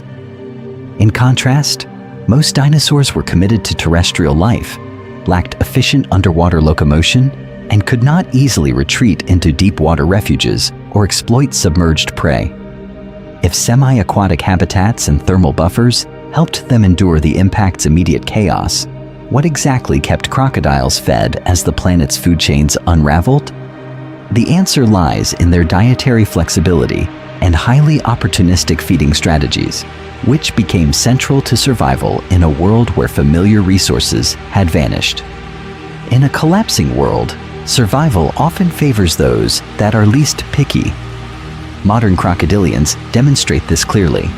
They take fish in open channels, seize amphibians along muddy banks, pull in birds from the air-water boundary, and attack mammals that stray too close to the edge. They also consume crustaceans, snails, insects, and even fallen fruit in some cases. Because of this broad feeding range, it is reasonable to infer that their late Cretaceous relatives showed similar flexibility as dinosaurs dominated nearby land. Crocodiles are usually described as ambush predators, waiting motionless just below the surface until a target comes within reach. Yet they are also highly effective scavengers. They will feed on dead or dying animals, including carcasses that many other predators ignore. This process of combining active ambush with opportunistic scavenging means that almost any organic material entering their habitat can become food. Whether it is a struggling fish, a drowning dinosaur, or a decomposing turtle drifting downstream. During this time of planetary crisis, rivers and lakes would have received an irregular but significant supply of carcasses. Shockwaves, wildfires, and sudden climate shifts killed dinosaurs, turtles, fish, and many other organisms across the continents. Their bodies were washed into channels by storms, floods, and retreating tsunamis generated by the impact. In these disturbed systems, food arrived in pulses rather than in stable, predictable patterns. For a hunter that could wait in the water and exploit whatever floated past, these pulses represented rich, if intermittent, resources. Crocodiles could also alter their tactics as conditions changed. They could perform surface ambushes against animals coming to drink, launch underwater lunges at passing fish, and shift to shoreline scavenging when carcasses stranded along receding floodwaters. At especially large bodies, several individuals might gather and feed together, tearing off chunks rather than relying on a single killing bite. Over time, such behavioral flexibility increased the chance that at least some individuals would find enough energy to endure long intervals between major feeding events. In contrast, many herbivorous dinosaurs had highly specialized jaws and teeth adapted for particular plant types, such as tough conifers or broad-leaved flowering plants. Many carnivorous dinosaurs were tuned to specific prey sizes or hunting strategies, from high-speed pursuit to coordinated pack behavior on land. When plant communities collapsed and large animal populations crashed, these specializations became liabilities. What happens to a hunter that can only thrive on one kind of prey? When that prey disappears, dietary generalists tend to fare better during rapid environmental change because they can switch targets as different resources appear or vanish. Crocodile hatchlings and juveniles, being small, could survive on insects, small fish, and invertebrates that persisted in streams and wetlands, even as large vertebrate prey became rare. As a result, multiple life stages could tap into different parts of the food web, spreading risk across the entire population. This pattern highlights a broader rule in Earth's history. In times of crisis, flexibility, physiological, behavioral, and dietary often beats specialization. The same principle will be essential for understanding why another dinosaur lineage, the early birds, also managed to cross this boundary between worlds. Flexibility did not just apply to what these survivors ate. It also applied to how they breathed and where they could wait out danger. In a world where the air itself became hazardous, this difference in basic physiology mattered as much as teeth or claws. Crocodiles are reptiles, but they are not underwater versions of fish. They are air-breathing hunters that must surface to gulp air, then can slip back below the water and remain submerged for long periods. In modern conditions, large crocodilians in cool water can stay down for over an hour. During this time, their heart rate slows, their muscles draw on stored oxygen, and their bodies enter a low-energy state that conserves every breath. After the impact, rivers, lakes, and coastal zones on Earth were transformed. Ash, fine dust, burned plant material, and dead organisms poured into these basins. The water became dark, clogged, and low in dissolved oxygen. Gill-breathing animals, including many fish and invertebrates, struggled as their delicate respiratory surfaces clogged, and the oxygen they depended on disappeared.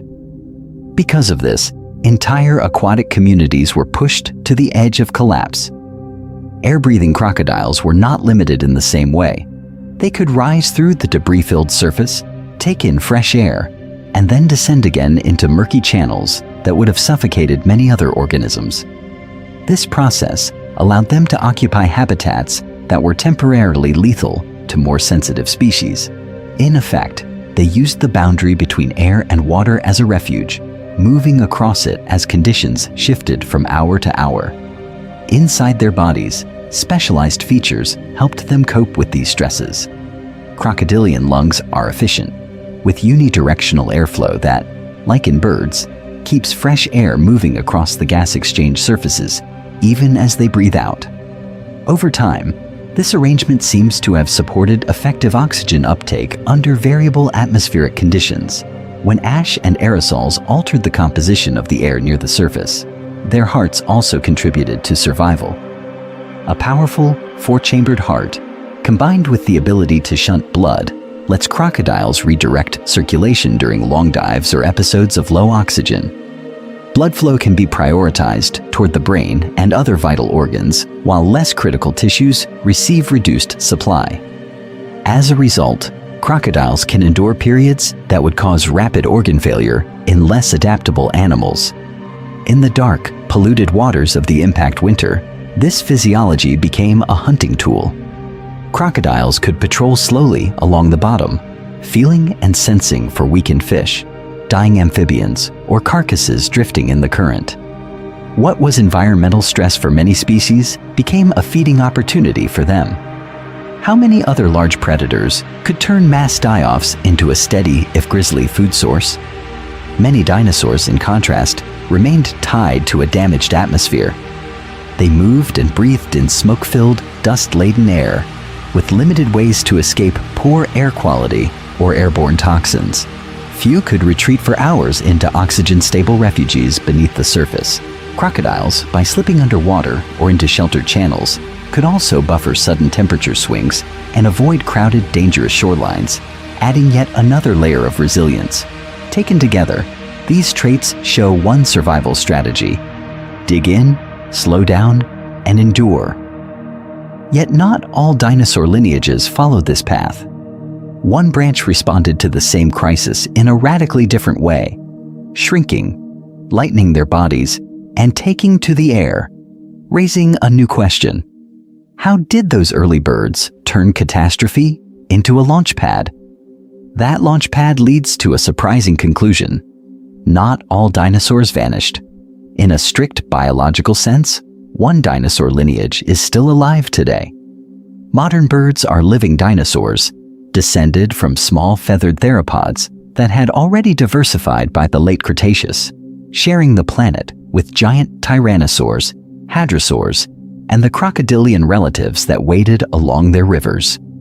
During this time, the bird world was far from simple. The skies and shorelines held toothed seabirds that soared over Cretaceous oceans, diving after fish much like modern gannets. Primitive landbirds moved through forests and open plains, and early relatives of modern groups such as ducks, shorebirds, and groundfowl had already formed. Many of these birds depended on dense vegetation, coastal waters, and stable climates, tying their survival to habitats that would soon be stripped away by the impact's sudden heat and darkness. When the asteroid struck, this complex avian diversity passed through the same extinction bottleneck that destroyed the large non-avian dinosaurs. The fossil record shows that most large and specialized bird lineages disappeared. Toothed marine birds, many tree-dwelling forms, and highly adapted flyers did not return after the dust settled. As a result, only a subset of small ground-dwelling or generalist birds endured the impact winter, clinging to marginal environments while forests burned and then collapsed. These survivors shared a particular suite of traits that shaped their fate. They were small-bodied, requiring less energy in a world where primary productivity had crashed. They reproduced rapidly, laying multiple eggs and reaching maturity quickly, so even a short window of improved conditions could rebuild populations. Their diets were flexible, extending from invertebrates hidden in soil and rotting wood to seeds that could be stored inside the ground. Some may have nested on the ground, foraged low in the vegetation, or even sheltered in burrows and natural cavities, avoiding the worst of falling debris and later cold. One proposed key to their survival lies in seeds. When impact-driven fires and darkness killed many adult plants, buried seed banks within the soil remained. These durable packets of energy, protected beneath the surface of Earth's crust, could persist until light slowly returned. Seed-eating birds, probing the ground and scraping through ash, would have found a relatively stable food source when other resources collapsed. Over time, this process may have allowed certain lineages of ground-frequenting, seed-tolerant birds to bridge the harshest years after the impact. Their strategy contrasted sharply with that of crocodilians. Birds carried a high metabolism, burning energy quickly, but using rapid growth and reproduction to recover once ecosystems reopened. Crocodiles relied on a low metabolism, sinking into water, slowing their bodies, and surviving long periods with little food. Two very different solutions passed through the same global crisis. Afterward, birds rapidly radiated into new forms as continents greened again, producing penguins, raptors, songbirds, and countless other shapes. Crocodiles, by contrast, largely retained ancient body plans. Why did this successful crocodilian design endure without a similar explosion of new forms in the post-impact world? In evolutionary terms, crocodiles and birds stepped out of the same crisis into very different futures. One lineage stayed remarkably conservative in form, while the other exploded into a stunning range of sizes, shapes, and behaviors. Why would natural selection favor such different paths on the same planet? Biologists describe crocodiles as an evolutionarily conservative group. Over tens of millions of years, their basic body plan has changed relatively little, even as Earth shifted from the late Cretaceous greenhouse world into the cooler, more variable climates of the Cenozoic. During this time, continents moved, mountain belts rose, and new forests and grasslands formed. Yet crocodilians remained low-slung, semi-aquatic predators with powerful jaws, thick armor, and a strong tail for swimming and sudden bursts of motion. This stability reflects a design that already matched a very effective ecological role. When the impact winter faded and ecosystems slowly recovered, crocodiles emerged with a body suited to semi-aquatic ambush predation. They could wait at the edge of rivers and lakes, remain nearly invisible at the surface, and launch rapid attacks on fish, amphibians, and land animals that came to drink. Because of this, there was relatively little selective pressure for radical new body shapes. Fine adjustments in skull shape, armor, and behavior were enough. Birds, in contrast, entered a world filled with open opportunities.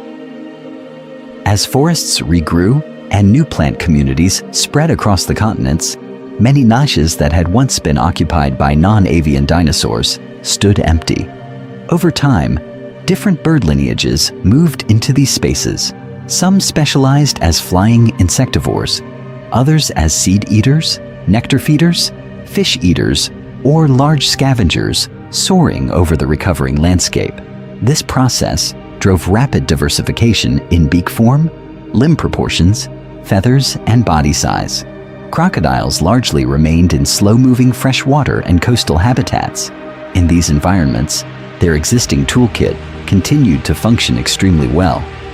A flattened body, eyes and nostrils high on the head, and a strong tail formed a stable combination for life at the water's edge. As a result, the evolutionary pressure favored refining this ancient design rather than abandoning it for more experimental forms. Life history traits also played a role. Crocodiles grow slowly, mature late, and produce fewer offspring than many small birds. These traits can limit how quickly lineages respond to new opportunities or changing conditions. Birds with rapid generation times and high reproductive rates could explore new ecological roles much faster, allowing successful innovations to spread through populations in relatively short geological intervals. Other reptile groups further shaped this outcome.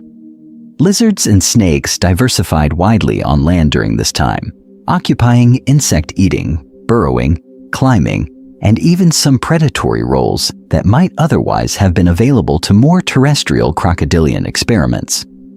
With land and air increasingly filled by mammals, birds, and squamates, the most stable long-term territory for crocodiles remained the water's edge. In this sense, stability became an evolutionary strategy. When a body plan is highly effective, natural selection often favors incremental tuning rather than sweeping innovation. The Cenozoic world was not empty, it was partitioned. Birds increasingly dominated the air and many terrestrial niches, while crocodiles held to rivers, lakes, and coasts.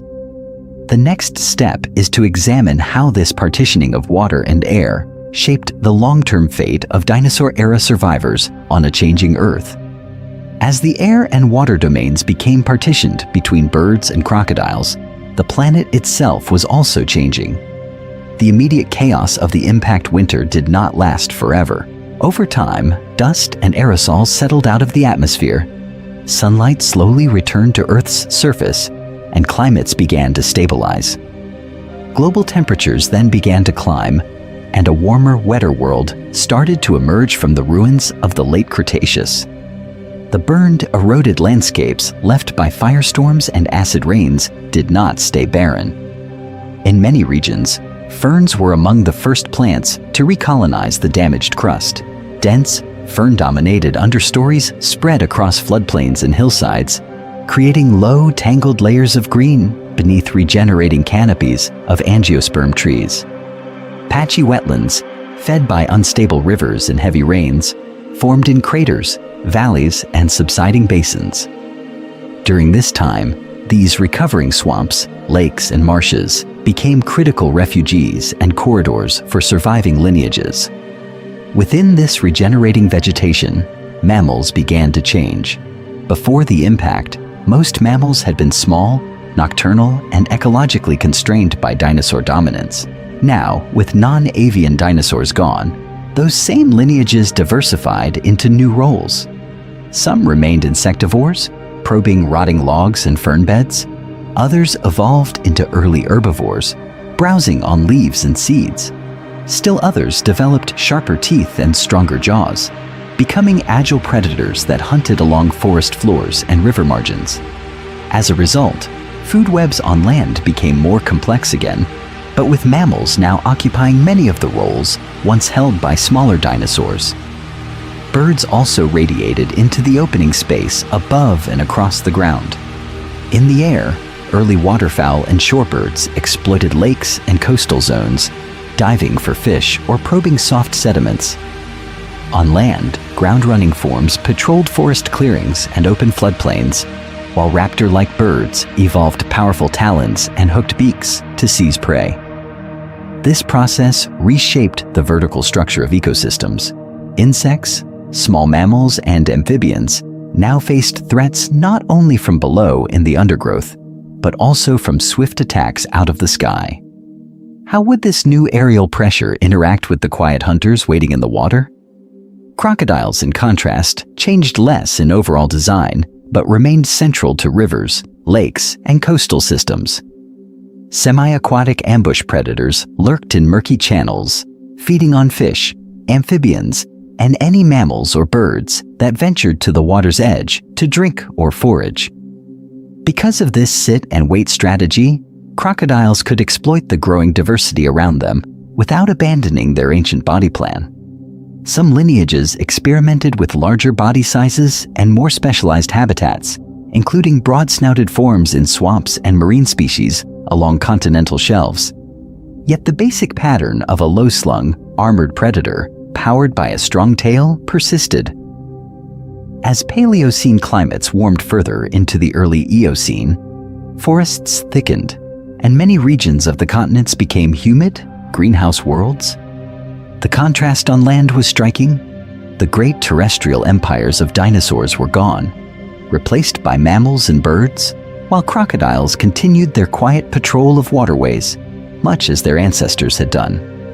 Was this endurance at the KPG boundary a singular stroke of evolutionary fortune, or part of a deeper pattern in Earth's history? To answer that, the story must now move backward into earlier ages and earlier crises to follow crocodilian ancestors through previous mass extinctions and continental rearrangements.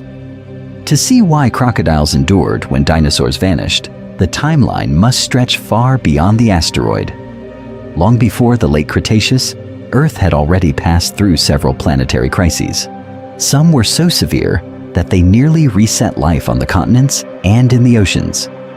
Two of the most important were the end Permian extinction, about 252 million years ago, and the end Triassic extinction, about 201 million years ago.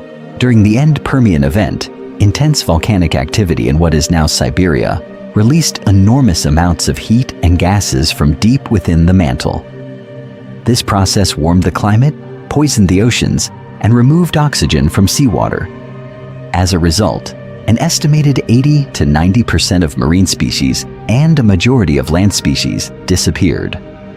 The planet recovered only slowly, and during this time, ecosystems were sparse and unstable.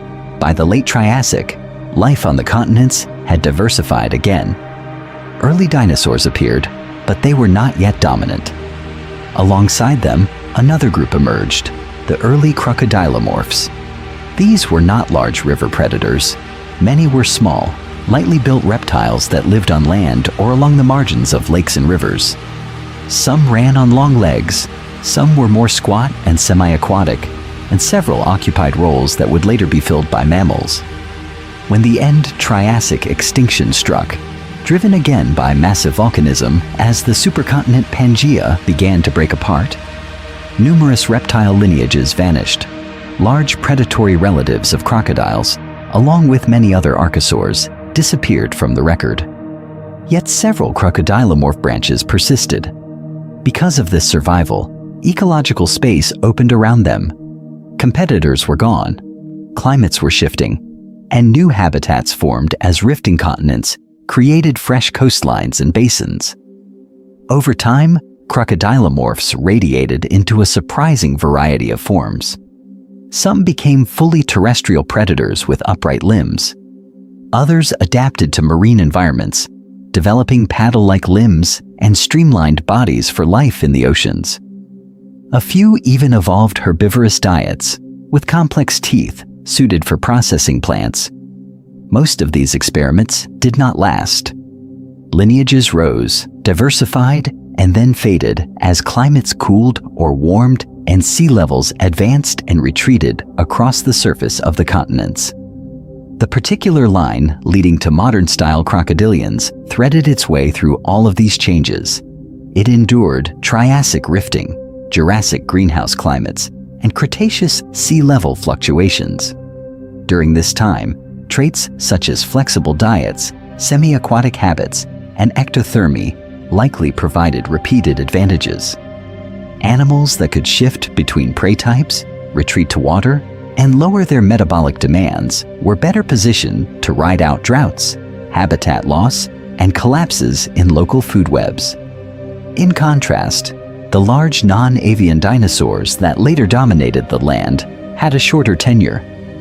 They rose to prominence after the Triassic crisis and then vanished at the KPG boundary. What made crocodilians so persistent when so many other lineages failed?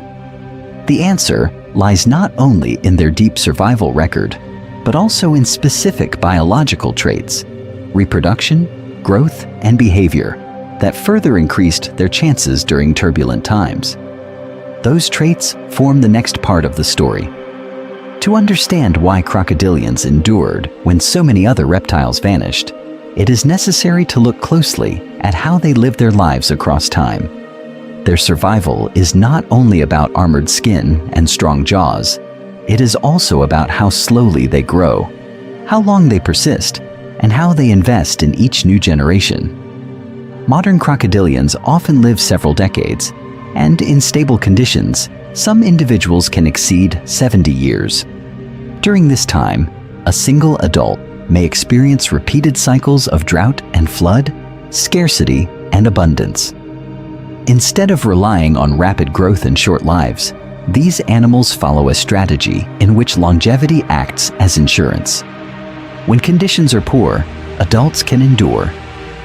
When conditions improve, those same adults can reproduce again and again. This slow growth means that energy is not pushed entirely into fast reproduction. Over time, it is distributed into building a durable body that can withstand injuries, temporary food shortages, and environmental shocks. Because of this, a population does not depend on a single strong year. A cohort of long-lived adults can bridge multiple bad years and still be present to take advantage of the next favorable period. Reproduction itself also reflects this resilient approach.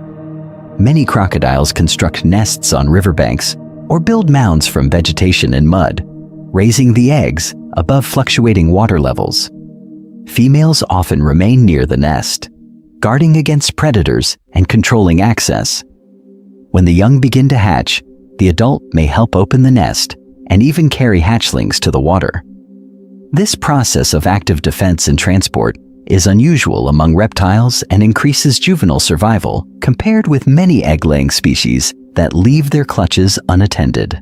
At the same time, crocodiles lay multiple eggs per clutch, sometimes several dozen, and can repeat this over many breeding seasons. Even if many hatchlings are lost, a few survivors from each clutch accumulate across the long lifespan of the parents. As a result, populations have the capacity to rebound when resources return, rather than collapsing entirely after a single failed year. Temperature-dependent sex determination adds another layer. The sex of crocodile hatchlings is influenced by nest temperature, tying reproductive outcomes directly to environmental conditions. This can be a vulnerability when climate shifts rapidly, but over geological timescales, it allows populations to track changing climates by subtly adjusting sex ratios. The same environmental heat that shapes the crust and continents of Earth also helps determine the demographic structure of these animals. In contrast, many large non-avian dinosaurs likely had long maturation times combined with lower reproductive output per event. If adults required many years to reach breeding age and produced fewer offspring at once, then rapid recovery from a population crash would be difficult. A sudden disruption, such as the impact-driven collapse of ecosystems at the end of the Cretaceous, could remove breeding adults faster than new ones could form. A strategy that combines durable adults with repeated, moderately sized clutches is well suited to a planet where good years and bad years alternate unpredictably. Yet, does this make crocodilians nearly extinction-proof, even in the face of rapid, human-driven change? Or are the limits of this ancient survival strategy now being reached? The answer depends on how their biological toolkit interacts with a very different kind of global crisis. In the shadow of that different kind of global crisis, crocodilians appear almost perfectly equipped to endure. Their survival toolkit is now well defined. A low metabolism that allows long periods without feeding, a semi-aquatic lifestyle that links land and water, a flexible diet that ranges from fish and invertebrates to carrion, an air-breathing diving ability that lets them wait motionless below the surface, and a conservative body plan that has altered little since the late Cretaceous. Each of these traits helped them persist when Earth's systems were violently disturbed. Yet this same toolkit carries hidden costs. A low metabolic rate slows growth. Many crocodilians take a decade or more to reach maturity.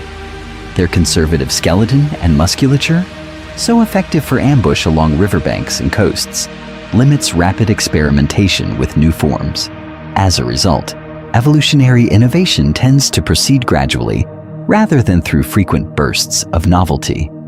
Over time, this process has kept crocodilians largely tied to particular kinds of environments. Warm, slow-moving rivers, lakes, swamps, and coastal shallows provide the conditions under which their hunting strategy and reproductive cycle function best. Unlike birds, which radiated into forests, open plains, and the air after the KPG extinction, or mammals, which spread across continents and into the deep oceans, crocodilians remain specialists in the margins where land and water meet. Their dependence on external heat further narrows their options. Being ectothermic means that body temperature follows the surrounding air and water.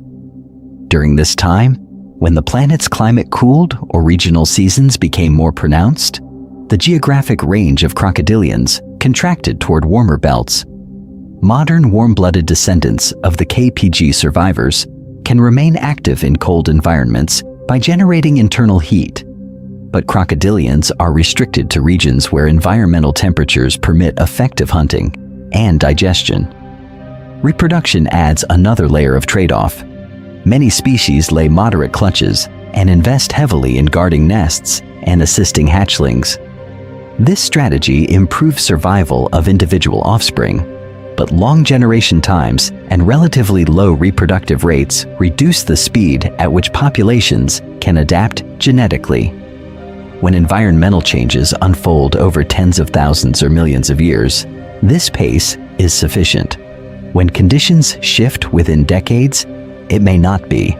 Because of this, past success can be misleading. Surviving multiple mass extinctions on a dynamic planet does not guarantee safety in the face of rapid, human-driven habitat loss, pollution, and climate disruption. Crocodilians are icons of resilience, but they are also examples of evolutionary compromise. Organisms finely tuned to withstand rare global disasters, yet potentially vulnerable to sustained, targeted pressures that fragment wetlands, alter river systems, and warm or acidify coastal waters. The story therefore turns from ancient impacts to the modern age. Will the same traits that once allowed crocodilians to endure a darkened Earth now help them cope with a rapidly changing biosphere? Or is this long-lived lineage approaching the limits of its strategy under human influence? To understand whether that strategy has limits, it is necessary to examine the feature that made crocodilians so resilient in the first place: their unusual way of using energy. In biological terms, this is their metabolism, the rate at which their bodies burn fuel to stay alive. Some animals run their metabolism like a roaring furnace, constantly consuming food. Others operate more like a slow, steady ember, using energy sparingly and stretching each meal over long periods. High metabolism animals, such as birds and mammals, must eat frequently to maintain body temperature and power continuous activity. Their internal heat is generated by rapid chemical reactions, and this process demands a near constant supply of calories. Low metabolism animals function differently. They allow their body temperature to track the surrounding environment and reduce unnecessary movement. As a result, their energy needs drop dramatically, even when they are large. Crocodilians fall firmly into this second category. They are ectotherms, meaning their bodies rely on external heat rather than intense internal combustion. Sun-warmed water, heated riverbanks, and the air above the surface all help regulate their temperature. During this time of rest, a crocodile can slow its heartbeat, limit muscle activity, and reduce digestion to a crawl. Because of this, its daily energy requirements are only a fraction of those of a similarly sized warm-blooded predator. Consider a large theropod dinosaur, comparable in mass to a modern saltwater crocodile but built with a bird-like, high-powered physiology. Such an animal would have needed substantial prey on a regular schedule, perhaps the equivalent of tens of kilograms of meat every few days, simply to keep its internal systems running.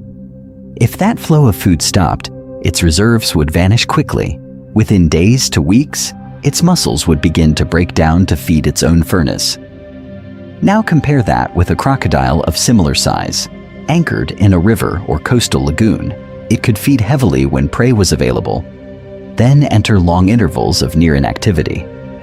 Modern observations show that large crocodilians can endure weeks or even months without eating, surviving on stored fat and an extremely low metabolic rate. In extreme cases, individuals have persisted for more than a year with minimal intake, while remaining capable of sudden bursts of movement when an opportunity appears. When the Chicxulub impact darkened Earth's surface and triggered an impact winter, these contrasting strategies faced their greatest test. Plants withered as sunlight faded, plankton declined in the oceans, and herbivore populations crashed. High metabolism dinosaurs, already locked into rapid energy turnover, simply ran out of fuel as prey disappeared. Crocodiles, by contrast, could retreat into water bodies, lower their activity, and stretch rare meals over long spans of time. This metabolic edge did not guarantee comfort, it allowed survival. The lineage endured a planet shrouded in ash and dust, waiting while ecosystems slowly reformed. How did this low-power strategy interact with their semi-aquatic habits and flexible diet to carry them through the worst months and years after impact? In the darkest years after the impact, survival on Earth depended less on speed or strength and more on the ability to wait. The planet's surface shifted from sunlit forests and broad river plains to a landscape of dim, ash-choked skies. In this new world, the creatures that could slow life to a near standstill gained a rare advantage. Modern crocodiles demonstrate how powerful this strategy can be. Large individuals in the wild have been documented surviving many months with little or no food, especially during long dry seasons when rivers shrink and prey become scarce. They retreat into remaining pools, lie almost motionless, and allow their metabolism to drop. Heart rate falls, digestion nearly stops, and the animal begins carefully using stored fat and even some muscle. Because of this, a crocodile can endure conditions that would quickly kill other large vertebrates. During this time after the asteroid impact, similar behavior would have been life-saving. Lakes, backwaters, and deep river bends that remained unfrozen or unflooded by impact-driven tsunamis became shelters. Crocodiles that found such refuges could sink to the bottom, rest in mudbanks, or hide under overhanging roots. With sunlight reduced and temperatures altered, there was little new energy entering food webs. The safest response was to reduce movement to the bare minimum and conserve every stored resource. This process of metabolic downshifting did not mean complete inactivity. From time to time, a weakened fish, a floating carcass, or a small surviving vertebrate might pass within reach. A short burst of motion, a single bite, and the crocodile could add precious calories. Over time, even rare, scattered meals could stretch survival across seasons, helping bridge the worst phase of the impact winter until ecosystems slowly began to reorganize. Large herbivorous dinosaurs faced a very different reality. Their bodies were built around constant intake of plant material. When forests burned, leaves withered, and the base of the food chain collapsed, these giants lost their primary energy source. Without dense vegetation across the continents, there was no way for such massive animals to simply wait it out in low gear. Their size, once a defense and a thermal advantage, became a liability. Carnivorous dinosaurs suffered in turn. Predators such as large theropods depended on a steady supply of prey that itself relied on healthy plant communities. As plant-eating dinosaurs declined, the meat available to top predators declined as well. Starving herbivores did not provide a stable resource. They were a final, rapidly vanishing reserve. The entire network unraveled from the bottom upward. Crocodiles occupied a different niche. They could feed on almost any animal that reached the water, scavenge carcasses, and then fast for long periods when nothing appeared. Survival was not about thriving. It was about enduring in a low-gear existence that could stretch across months and even years. Yet fasting and sheltering were only part of their toolkit. How did their semi-aquatic world itself, and the environments it connected, further shield them from planetary catastrophe? For crocodiles, the water itself became part of their survival strategy. When the asteroid struck and the planet's surface erupted in fire and shockwaves, rivers, lakes, and swamps did not escape damage, but they responded very differently from the open land. Water absorbed and redistributed heat, turning these basins into thermal buffers in a world suddenly pushed to extremes. During this time, the atmosphere above the continents briefly turned into an oven as ejecta fell back through the air and ignited global firestorms. On exposed plains and in dry forests, temperatures may have risen high enough to fatally overheat large animals within minutes. In contrast, even a few meters of water remained significantly cooler than the air above. Heat penetrated slowly, and deeper layers stayed comparatively stable, allowing submerged crocodiles to ride out the worst of the thermal pulse. Over time, as the initial furnace gave way to an impact winter, the same bodies of water moderated the opposite extreme. Ash and dust in the atmosphere blocked sunlight, and the planet's surface cooled rapidly. Yet lakes and slow rivers retained heat that had been stored earlier, releasing it gradually. This process reduced temperature swings in the immediate aquatic environment. While shorelines froze and vegetation collapsed, deeper channels and sheltered pools provided microclimates where temperatures changed more gently. Submerging in these waters also offered physical protection from the violent aftermath at the surface. Firestorms sweeping across the continents could scorch forests and grasslands, but they could not burn through a river channel where a crocodile lay on the bottom, lungs full of air, motionless. Flying debris, hurricane-force winds, and dust-laden air raged above, while below the surface conditions were muted, filtered, and slowed. Because of this, crocodiles had a three-dimensional refuge. They could sink beneath waves, rest on the bed, or move into undercut banks and submerged roots. These aquatic and semi-aquatic habitats did more than shield bodies. They preserved fragments of food webs. Even in near-dark conditions, some algae and bacteria persisted, feeding on dissolved nutrients and decaying organic matter. Detritus washed in from burned forests accumulated on the bottom. Invertebrates, insect larvae, and stranded fish could survive in isolated pockets where water chemistry and temperature remained tolerable. For a crocodile able to fast for months and then exploit any brief opportunity, even a scattered carcass or a handful of weakened fish represented critical energy. Many dinosaurs had no equivalent refuge. Large herbivores and their predators were tied to open plains, upland forests, or coastal lowlands, all directly exposed to searing heat, choking smoke, and later, freezing winds. They could not dive into a stable medium where temperature, debris, and wind were softened. Burrows and forest cover helped some small organisms, but for most large dinosaurs, the landscape was flat, two-dimensional, and unforgiving.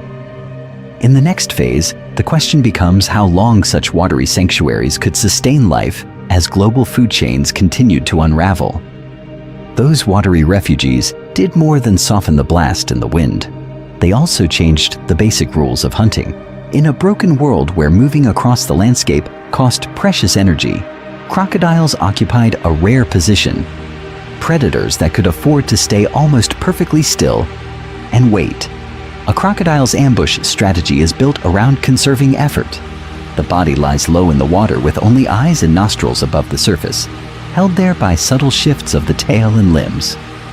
Muscles remain relaxed for long periods. The animal does not patrol, chase, or search in wide arcs as many dinosaurs once did across the Cretaceous plains. Instead, it turns the edge of a river, lake, or coastal lagoon into a trap and lets the current deliver opportunity. When prey finally drifts or walks close enough, the crocodile releases a sudden burst of stored power, lunging forward with jaws that close in a fraction of a second. During this time after the impact, that pattern of stillness punctuated by rare explosive movement mattered. With sunlight reduced and plant life collapsing, every movement on land cost more than it had before. A hunter that spent hours roaming the surface in search of scarce prey burned through its reserves. A hunter that waited in water, letting the environment move prey past its position, could survive on far fewer successful strikes. Just as important was what those strikes could target. Crocodiles are not tied to a single food source. They can feed on fish, amphibians, birds, small mammals, and reptiles. They can take invertebrates such as crustaceans and mollusks. They will also consume carrion, tearing floating carcasses apart and swallowing large pieces whole. Over time, this flexible menu allowed them to track whatever life remained in the devastated ecosystems. If one group disappeared from a region, another often persisted long enough to be exploited. The post-impact Earth likely provided scenes that heavily favored such opportunists. Rivers and coastal waters would have been littered with the bodies of dinosaurs and marine reptiles killed by shockwaves, tsunamis, and falling debris. As lakes and ponds shrank during regional droughts triggered by climate disruption, fish became trapped in shallow, heated pools. Weakened animals, from small mammals to the last surviving dinosaurs, still needed to drink and still had to approach the water's edge. Each of these situations created short windows in which food was concentrated in predictable places. Crocodiles, already in position and already adapted to strike from concealment, were ready to use every one of those windows. Many dinosaurs, in contrast, were specialists tuned to a stable, late Cretaceous world. Large herbivores depended on particular plant communities, on forests and floodplains rich in leaves, seeds, or cycads. Large predators, in turn, focused on those herbivores, often matching their size and behavior. When the impact shattered those interconnected niches almost overnight, this process removed entire food webs rather than single species. Because of this, a narrow diet, or a need for specific, abundant prey became a serious liability. The result was a sharp divide. While specialized dinosaurs faced a landscape where their familiar resources vanished, crocodiles remained generalists in the shadows of the remaining waterways. They could eat what was left, in whatever form it appeared. How long could such a strategy hold as the impact winter deepened and waters themselves began to change? In the darkness that followed the impact, survival shifted from chasing living prey to finding anything that remained. Along the shattered coasts of the planet, one group was unusually prepared for this new reality. Crocodiles had the tools to turn mass death into temporary opportunity, even as the familiar web of life collapsed around them. The mechanical strength of a crocodile's jaws is extraordinary. When the jaws closed, muscles along the skull and neck generated forces strong enough to crush thick bone and armored hide. This was not the delicate shearing bite of many theropod dinosaurs. It was a vise, conical teeth, deeply rooted in the jaw, pressed into tendon, cartilage, and bone, holding and twisting rather than slicing. As a result, carcasses that other scavengers could only partially exploit became fully accessible to these reptiles. This biting power worked together with a robust skull and neck. The head could anchor into a limb or rib cage, then roll or wrench until joints separated and bones snapped. During this time, even large dead hadrosaurs or horned dinosaurs that washed into rivers would not have represented a single meal. They were entire larders. Crocodiles could return again and again, stripping away tissues that weaker jaws could not reach. Equally important was what happened after the flesh began to rot. Modern crocodilians, like many reptiles, tolerate bacteria-rich meat that would quickly sicken most mammals. Their immune systems, slower metabolisms, and different gut chemistry allow them to feed on carrion long after the surface has discolored and the smell has intensified. Over time, this meant that as fresher remains disappeared, crocodiles were still able to use what remained of the old ecosystem. Imagine the shorelines in the weeks after the tsunamis triggered by the impact. Uprooted forests, tangled with marine reptiles, fish, and land animals, would have been dragged back and forth by retreating waves. Riverbanks would have been lined with bloated bodies, stranded as waters receded. Fires would have swept inland, driving herds toward remaining water, where many collapsed and died. In these grim accumulations, crocodiles did not need to hunt in the traditional sense. They simply waded along the margins and fed. Because of this, the first months and years after the impact may have been marked by a paradox. The living world was failing, but for scavengers with the right anatomy and physiology, food was briefly abundant. This process did not guarantee long-term safety. The supply of carcasses was finite, and the impact winter continued to deepen. Yet crocodiles could stretch each feeding event, going weeks or months between large meals, and using every part of what washed within reach. In a planet where sunlight had faded and plant life struggled to recover, this bone-crushing carrion-tolerant strategy bridged the gap between the rich Cretaceous and the harsher new Earth that followed. The question then becomes, once the great die-off ended and the temporary feast was gone, what allowed crocodiles to endure the prolonged scarcity that came next? Once the temporary banquet of carcasses faded, survival shifted from endurance in adults to vulnerability in the young. The extinction crisis did not only test giant predators and herbivores, it also tested eggs, hatchlings, and juveniles trying to grow in a damaged world. In this hidden battle for the next generation, crocodiles and dinosaurs entered with similar beginnings, but very different strategies. Both groups laid eggs, often in nests built on land. Yet the early lives that followed those eggs could diverge sharply.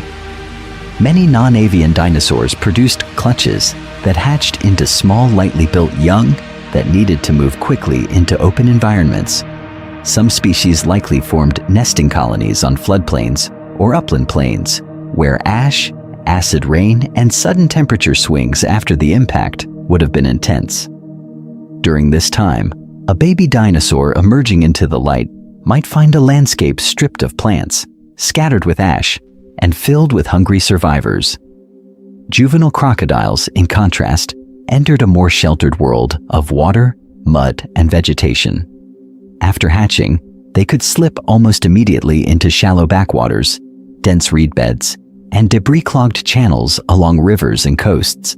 Fallen trees, tangled roots, and rafts of plant remains formed three-dimensional refugees that blocked wind, muted temperature shifts, and hid small bodies from view. In these protected margins, even a few surviving patches of algae, insects, and small fish could sustain a web of life. Because of this, young crocodiles could feed on whatever the damaged ecosystems still produced at low levels. They hunted insect larvae, tiny crustaceans, and small fish, and they scavenged organic fragments washed into quiet pools. Detritus-based food chains, driven by decaying material rather than fresh plant growth, often persist when sunlight is scarce. This process allowed crocodile nurseries to tap into energy that lingered in sediments and water long after land plants had collapsed. Many dinosaur hatchlings did not have such flexible options. Some small herbivorous species needed sprouting vegetation on land and had to range widely to find it. Others were born into herds that migrated across broad regions, demanding coordination and a relatively stable supply of plants or prey. Large-bodied species, in particular, had to grow rapidly to escape predators. Over time, this growth strategy locked them into a need for consistent, abundant food that the post-impact Earth could no longer guarantee. In a world of sudden frosts, acidified rain, and failing plant communities, how many of those young could complete that growth trajectory? Crocodile parental care added another layer of protection. Adult crocodilians guard nests, respond to the calls of hatching young, and often carry them gently in their jaws to the water's edge. Afterward, adults may patrol the nursery area, driving off predators and creating a moving shield around clusters of juveniles.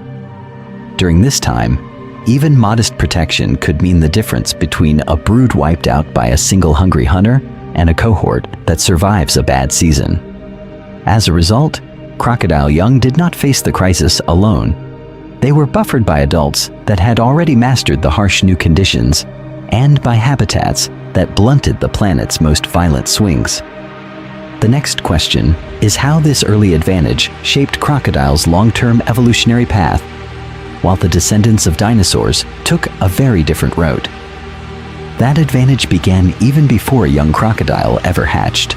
It was built into the nest itself.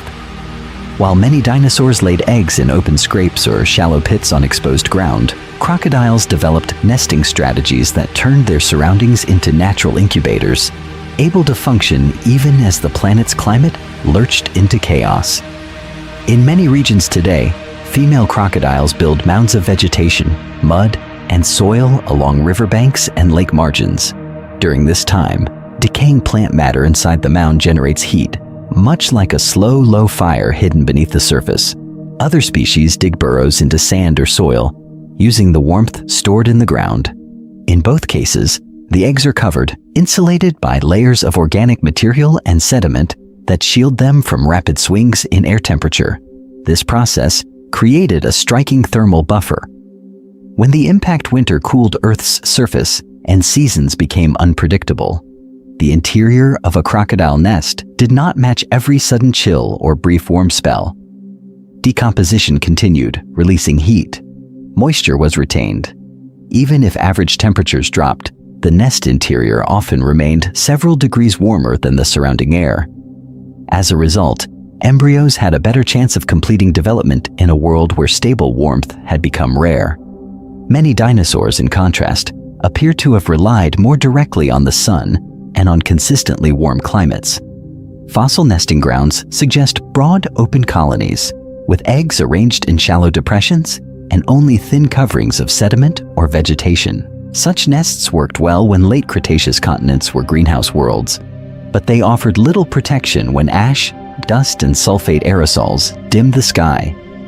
What happens to a clutch that depends on solar heat when the sun itself is veiled for months or years? Crocodile reproduction also showed resilience in timing and investment. Clutch sizes were often modest compared with the hundreds of eggs sometimes inferred for large dinosaurs. Yet females could attempt nesting repeatedly over many seasons. Because of this, even if several years of nests failed during the harshest conditions, a small fraction of later clutches could still succeed once temperatures and ecosystems began to stabilize. Over time, these surviving cohorts could slowly rebuild populations. Large dinosaurs faced a different arithmetic. Many species likely had long generation times, required specific nesting sites such as floodplains or coastal lowlands, and invested heavily in each breeding season.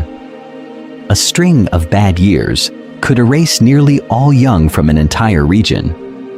If no new generation reached adulthood before the next environmental shock, how could those lineages persist? In this sense, crocodile eggs in ash-darkened landscapes were not just fragile shells. They were beds spread across time, buffered by Earth's own decaying vegetation and stored ground heat. The deeper question is what happened once those scattered survivors emerged into a transformed world, and why crocodiles stayed conservative while other dinosaur descendants changed almost beyond recognition. When the ash settled and the long darkness began to lift, Earth did not emerge empty. Scattered across the damaged continents and in the oceans around them, a particular set of survivors held on. What kind of life could endure a planet that had burned, then frozen, then slowly thawed under a weak and dust-choked sun? During this time, many of the winners shared a similar profile. Small mammals, often no larger than modern rats or shrews, survived in burrows and hidden shelters. Certain birds, descended from small feathered dinosaurs, also made it through, especially those that could live on seeds or shoreline resources. Alongside them were turtles in rivers and ponds, lizards in leaf litter, amphibians in mud and shallow water, and a range of fish and invertebrates in lakes, rivers, and coastal seas. This was not a random set. Over time, patterns in these survivors became clear. Many had small bodies, which required less food and allowed faster reproduction. Many had low or flexible metabolisms, so they could enter torpor, slow their activity, or endure long periods with little to eat. Burrowing habits, aquatic or semi-aquatic lifestyles, and generalized diets rather than extreme specialization appear again and again in the fossil record of this interval. Because of this, they could bridge the famine years that followed the impact. Crocodiles fit neatly into several of these patterns, yet they also stand out. They were not tiny insect eaters hiding in cracks of the crust. Even early Cenozoic crocodilians were medium to large predators, with thick armor and powerful jaws. What linked them to the smaller survivors was not size, but strategy. Their semi-aquatic existence placed them in rivers, lakes, and coastal wetlands that buffered temperature swings and stored organic matter washed in from devastated land surfaces. This process of waiting in the water, slowing the heartbeat, and reducing movement allowed crocodiles to stretch limited resources. Their low metabolism meant that large individuals could survive months, even a year or more, without feeding. They could eat fish, carrion, invertebrates, or any weakened animal that approached the water's edge. In a world where specialized plant eaters and high-energy predators collapsed, such flexibility was a decisive advantage. Other reptiles shared parts of this toolkit, but few combined it at a large body size. As a result, crocodiles became unusual representatives of a broader survival theme: conserve energy, use sheltering environments, and avoid dependence on any single food source. They retained a body plan that had formed long before the impact and carried it almost unchanged into the new era. Birds and mammals followed a different path. They survived the crisis with similar traits: small size, flexible diets, hidden lifestyles. But then, instead of staying conservative, they began to radiate. How did those modest survivors transform into the dominant groups that would reshape the Cenozoic Earth? while crocodiles remained comparatively stable. Birds and mammals radiated into new shapes and roles, but crocodiles followed another path. Instead of reinventing themselves, they refined what already worked. This is a case of evolutionary conservatism. When a body design fits its environment extremely well, natural selection tends to polish details rather than replace the entire plan. In evolutionary terms, crocodiles entered the Cenozoic with a body that was already close to a multi-purpose survival machine. Their basic blueprint combines several features into one integrated package. Heavy, armored skin protects the body like flexible plate armor. A long, muscular tail provides sudden bursts of power in water and helps steer during submerged attacks. A low, flat profile allows the animal to hug the surface, exposing only eyes and nostrils, while the rest of the body remains hidden. Limbs placed to the sides can support motion on land, yet also fold back to streamline the body in water. As a result, a single crocodile can move between river, swamp, and shoreline with very little change in behavior. Their sensory systems fit this design. Eyes, ears, and nostrils are clustered high on the head, tuned to a life spent half in air and half in water. Pressure-sensitive organs along the jaws detect tiny disturbances at the surface, allowing an animal to strike even in murky conditions or low light. During this time, when many lineages were experimenting with new ways of feeding and moving, crocodiles already occupied the role of stealth ambush predator at the boundary between land and water. The fossil record shows how long this pattern has persisted. Crocodilians from shortly after the end Cretaceous impact, more than 60 million years ago, look strikingly similar to modern forms. Skulls have the same general proportions, with elongated snouts and reinforced jaws. Bodies retain the same arrangement of armored plates along the back and tail. There are variations in size and habitat, but the main survival toolkit was in place before the impact and carried forward with only moderate adjustments over time. This stability contrasts sharply with the story of birds and mammals. When non-avian dinosaurs vanished, large areas of ecological space opened across the continents and oceans. Mammals expanded into roles once held by big reptiles, evolving running forms on open plains, climbing forms in forests, and eventually fully marine forms in the oceans. Birds, descended from small theropod dinosaurs, diversified into soaring ocean travelers, powerful divers, and ground-dwelling species. Why did these groups change so dramatically while crocodiles did not? The answer lies in the pressures they faced. Birds and mammals moved into rapidly shifting climates and landscapes, where new food sources and new predators drove continuous innovation. Crocodiles, by contrast, remained anchored to river margins, lakes, and coasts, environments that stayed relatively stable in their basic structure, even as the planet's climate shifted. Because of this, the cost of major redesign was high, while the benefit was low. Yet crocodiles did not freeze in time. Subtle changes in skull shape, tooth form, and body size allowed different species to specialize within that same general framework. This process shows that evolution continued to act, but within narrow boundaries set by a highly successful starting point. What did this mean for their long-term fate as Earth entered the later Cenozoic with cooling climates and changing sea levels? To answer that, it is necessary to see how their conservative strategy interacted with the planet's next major environmental shifts.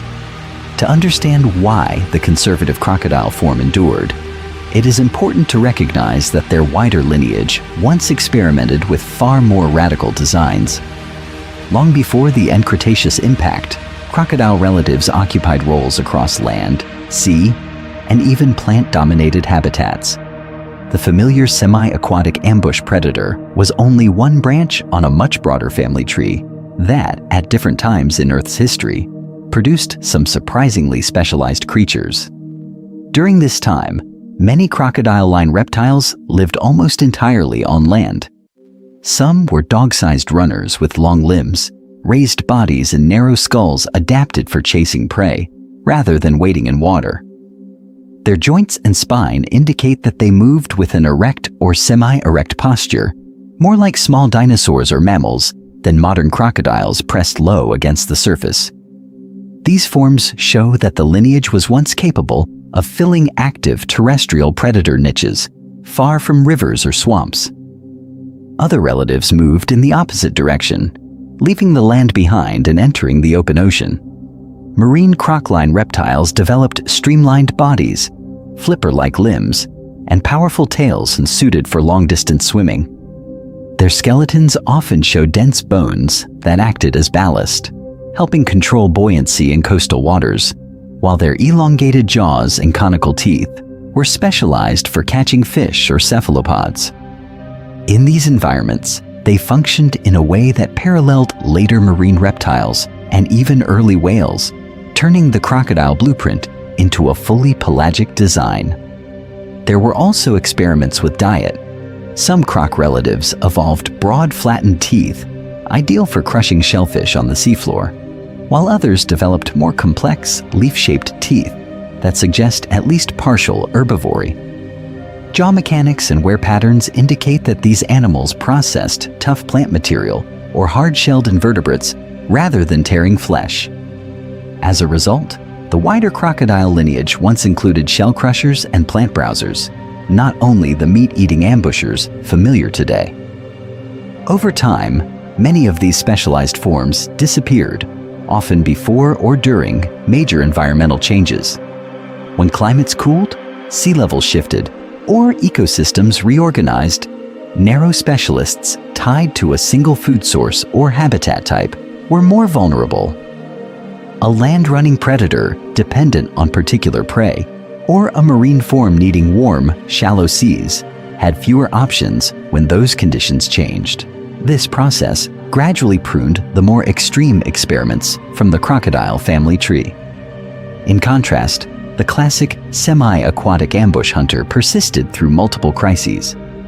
Its generalist, flexible lifestyle, able to exploit rivers, lakes, coastal margins, and varied prey, proved more robust than the finely tuned strategies of its relatives. Because of this, by the time Earth approached the KPG boundary, it was the conservative crocodile form, not the spectacular specialists, that remained widespread.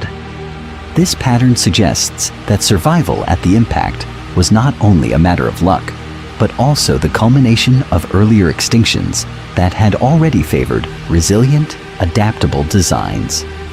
How would that conservative survivor respond when the planet's next catastrophe suddenly arrived? When the impact finally struck, it did not only test crocodiles, it tested the entire dinosaur lineage. In the chaos that followed, firestorms swept across continents, shockwaves rippled through the crust, and the atmosphere filled with dust that blocked sunlight. Large, land-dwelling dinosaurs, tied to abundant plant growth and complex food chains, were pushed past their limits in a world where the planet's surface suddenly changed from productive to barren. Yet not every dinosaur vanished. One particular branch, already small and inconspicuous during this time, managed to pass through the catastrophe. These were the avian dinosaurs, the ancestors of modern birds. They descended from small feathered theropods that had evolved lightweight skeletons, high metabolic rates, and diverse feeding strategies long before the asteroid arrived. As a result, they carried into the crisis a set of traits that, by chance, matched the demands of the new, damaged Earth. The reasons for their survival parallel in several ways the crocodilian story. Many of these early birds were small, which meant lower absolute food requirements in a world where plant life and plankton had collapsed. Their diets were flexible. Some could feed on seeds that persisted in the soil. Others could eat insects, carrion or aquatic organisms, and some likely moved between these resources as conditions shifted. Because of this, they could exploit scattered patches of energy when large herbivores and their predators could no longer find enough to sustain their massive bodies. Habitat also mattered. While some avian dinosaurs were already capable flyers, others lived close to the ground in shrubs, forest floors, or near water. ground-dwelling and semi-aquatic habits offered some protection from falling debris, intense thermal radiation, and collapsing forests. This process of sheltering in microhabitats, feeding on resilient food sources such as seeds and invertebrates, and reproducing quickly, helped certain bird lineages endure the prolonged impact winter. Once the dust quite literally settled and sunlight slowly returned, surviving birds faced a transformed planet. Vast ecological roles had been emptied. Pterosaurs were gone from the skies, small non-avian dinosaurs were absent from forests and plains, and many marine reptiles had disappeared from coastal seas.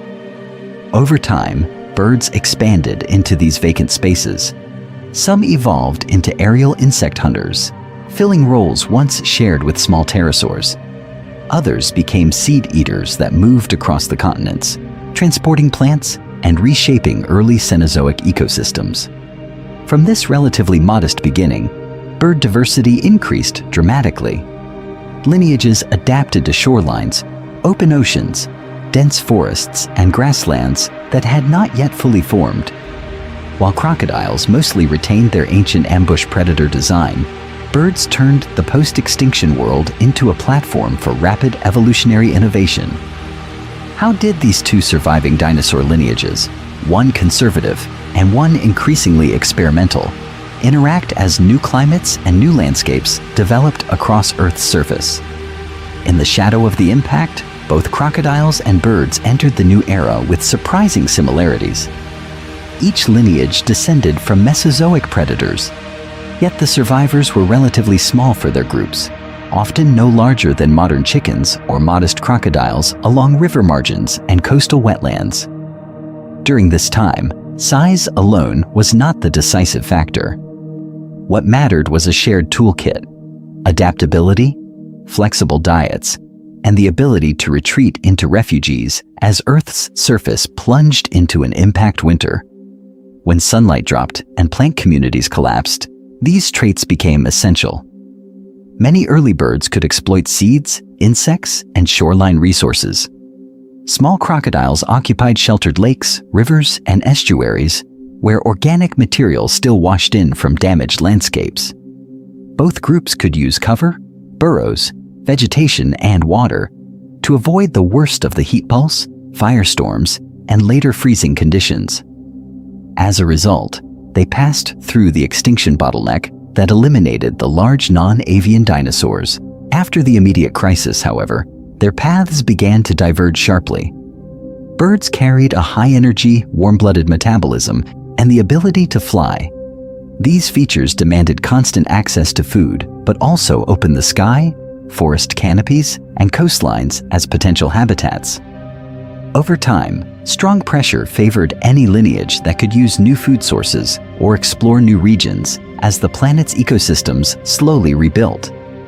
This process drove rapid diversification, with different bird groups experimenting with herbivory, carnivory, scavenging, and specialized foraging. Crocodiles followed a different route. Their low metabolism meant that individuals could survive on far less energy, sometimes enduring long periods with minimal feeding. Anchored to semi-aquatic environments, they remained in rivers, deltas, and coastal plains that acted as relatively stable refuges while continents shifted and climates oscillated. Because of this energy-saving physiology, there was less evolutionary pressure to change their basic body plan. They could continue as ambush predators, waiting patiently at the edge of water for fish, amphibians, or unwary land animals.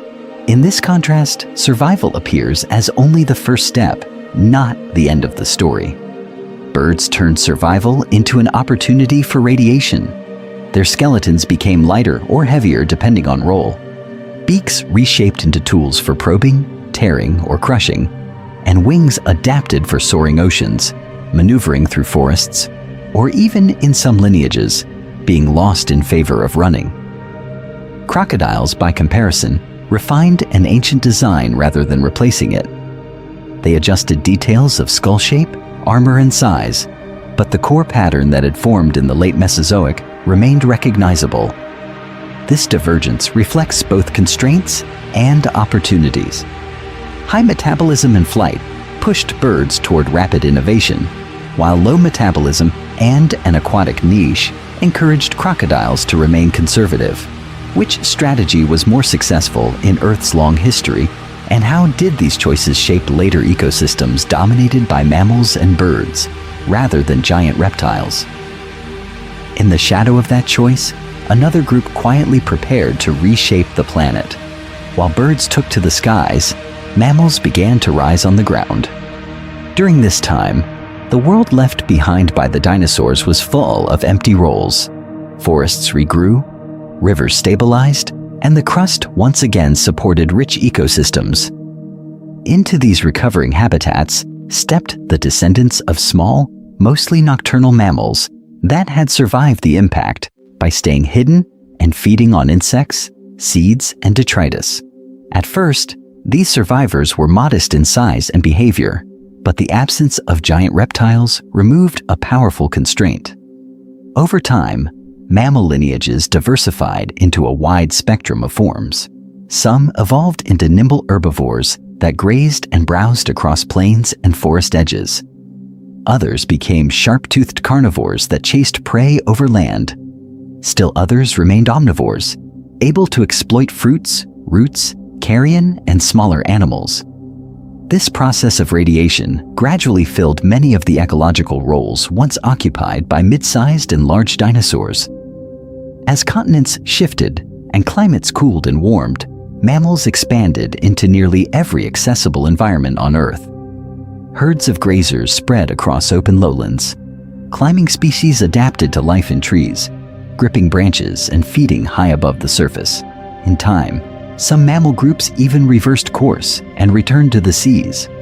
Early relatives of whales and seals evolved from land-dwelling ancestors, entering coastal waters, learning to swim efficiently, and eventually occupying open oceans and polar shores. Because of this broad expansion, mammals came to dominate most terrestrial food webs. Yet through all of this change, crocodiles maintained a remarkably stable role. They remained centered in freshwater rivers, lakes, wetlands, and sheltered coastal zones, where slow or still water favored their ambush strategy. Their bodies, formed for low profiles and powerful lunges, allowed them to wait along the water's edge, then explode forward when an animal approached to drink or cross. Mammals, from small antelope-like forms to early horses and large herbivores, frequently depended on these water sources, and so were regularly exposed to crocodilian attacks. This coexistence produced a striking pattern. Mammals came to rule the land, but they did not dislodge crocodiles from their semi-aquatic ambush niche. No major mammal lineage evolved into a direct equivalent of a crocodile that lay half submerged in murky water, relying on sudden bursts from a heavily armored body. As a result, the crocodilian way of life remained one of the most stable ecological roles in Earth's recent history. Why did that narrow band along the water's edge stay so resistant to takeover, even as so many other roles changed hands? The answer lies in how water, energy, and predation interact, and it reveals why this niche has been so difficult for any rival to improve upon. The end Cretaceous crisis was only the beginning of the test. In the tens of millions of years that followed, Earth's climate swung through repeated extremes. What happens to a water's edge hunter when the coasts, rivers, and wetlands themselves keep moving? During this time, the planet entered the Cenozoic, an era marked by strong pulses of warming and cooling. Early on, intervals such as the Paleocene-Eocene thermal maximum raised global temperatures so high that forests spread toward the poles, and swampy lowlands expanded across many continents. New deltas, broad river plains, and inland wetlands formed along these warm shorelines. For crocodilians, this process created long corridors of suitable habitat, and several lineages spread into regions that are temperate today, including parts of what is now Europe and North America. Over time, however, the direction of change reversed. As plate motions rearranged ocean gateways, currents shifted, and polar regions began to cool. Large ice sheets eventually formed in Antarctica, and later in the northern hemisphere. Sea level dropped, coastlines retreated, and many shallow epicontinental seas that had covered continental interiors drained away. River systems were captured, redirected, or cut more deeply into the crust as the land rose and the climate dried. Wetlands that had once been continuous became fragmented patches. Because of this, crocodilian diversity did not simply grow in a straight line. Many species that had adapted to warmer high-latitude environments disappeared as frost, seasonal ice, and colder water temperatures spread. Fossil relatives that once lived in what is now Canada or Central Europe vanished from those regions. Yet the underlying crocodile blueprint endured. New species evolved in the tropics and subtropics, filling the reconfigured networks of lakes, floodplains, and coastal estuaries that remained. In practical terms, crocodiles tracked the climate zones instead of resisting them. As cooler regimes advanced, populations retreated toward lower latitudes, following belts of warm, humid air and stable water. Their modern distribution, largely restricted to tropical and subtropical zones, is the end result of this long retreat. They no longer inhabit polar forests as some ancestors did, but in the equatorial belts, where temperatures remain favorable and rivers still meander across flat terrain, they continue to thrive. As a result, the crocodilian story is not one of simple invincibility, but of a body plan that can be pruned again and again without being broken. Multiple lineages were lost, yet the semi-aquatic ambush lifestyle, the low metabolism, and the heavily armored body persisted through greenhouse worlds, transitional climates, and ice age cycles. Surviving such different climate regimes over tens of millions of years suggests that their resilience is not tied only to the KPG catastrophe. It reflects a broader crisis-resistant way of life. The next question is how this same design interacts with modern pressures that are unfolding far faster than ancient climate swings ever did. Modern crocodiles are sometimes described as living fossils, as if they were frozen remnants from a distant age. This phrase can be misleading. It suggests a failure to change, when in reality, modern crocodiles are the descendants of lineages that have continued to adapt, refine, and survive while keeping a stable basic design. Over time, evolution does not always favor dramatic new body plans. In some environments, a successful shape and lifestyle can persist, while subtle internal changes accumulate. Crocodiles illustrate this process. Their skulls, armor, and limb positions look similar to ancient relatives, but their sensory systems, growth rates, and species-level diversity show that they have not been standing still. They have been tuning, a proven solution to changing conditions on Earth. This conservative design is closely tied to behaviors that still define crocodiles today. Ambush hunting along riverbanks and coastlines allows them to remain motionless for long periods, conserving energy while waiting for prey to approach. Basking on the surface regulates body temperature without the constant need for food intake.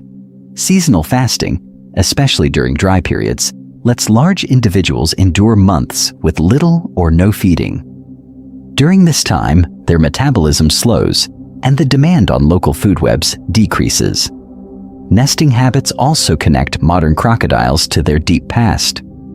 Many species build mounds or dig burrows in sediment, using plant material, sand, or mud that warms as it decomposes or absorbs solar heat. Because of this, eggs are buffered against short-term climate swings and moderate environmental stress. Vigilant parental guarding reduces losses to predators. These same strategies would have provided stability during the chaotic years after the KPG impact, and they continue to support populations through modern droughts, floods, and storms. On the present-day planet, this design still succeeds wherever the right habitats are available.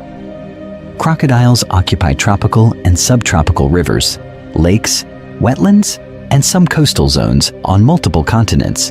In many of these systems, they function as apex or near-apex predators, shaping fish communities, controlling large herbivores at the water's edge, and recycling nutrients when carcasses are dragged into the shallows.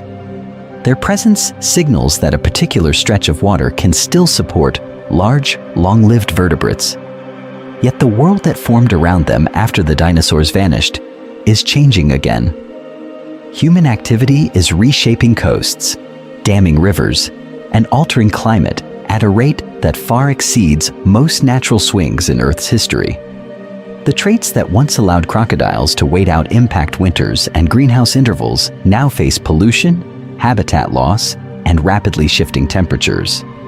Will slow metabolisms, flexible diets, and semi-aquatic lifestyles be enough in a human-dominated age? Or is this the first crisis that demands a different kind of survival strategy? To see what is at stake in the present, it helps to rewind the clock all the way back to the beginning of this story. Around 250 million years ago, in the early Triassic, Earth was recovering from the greatest mass extinction in its history.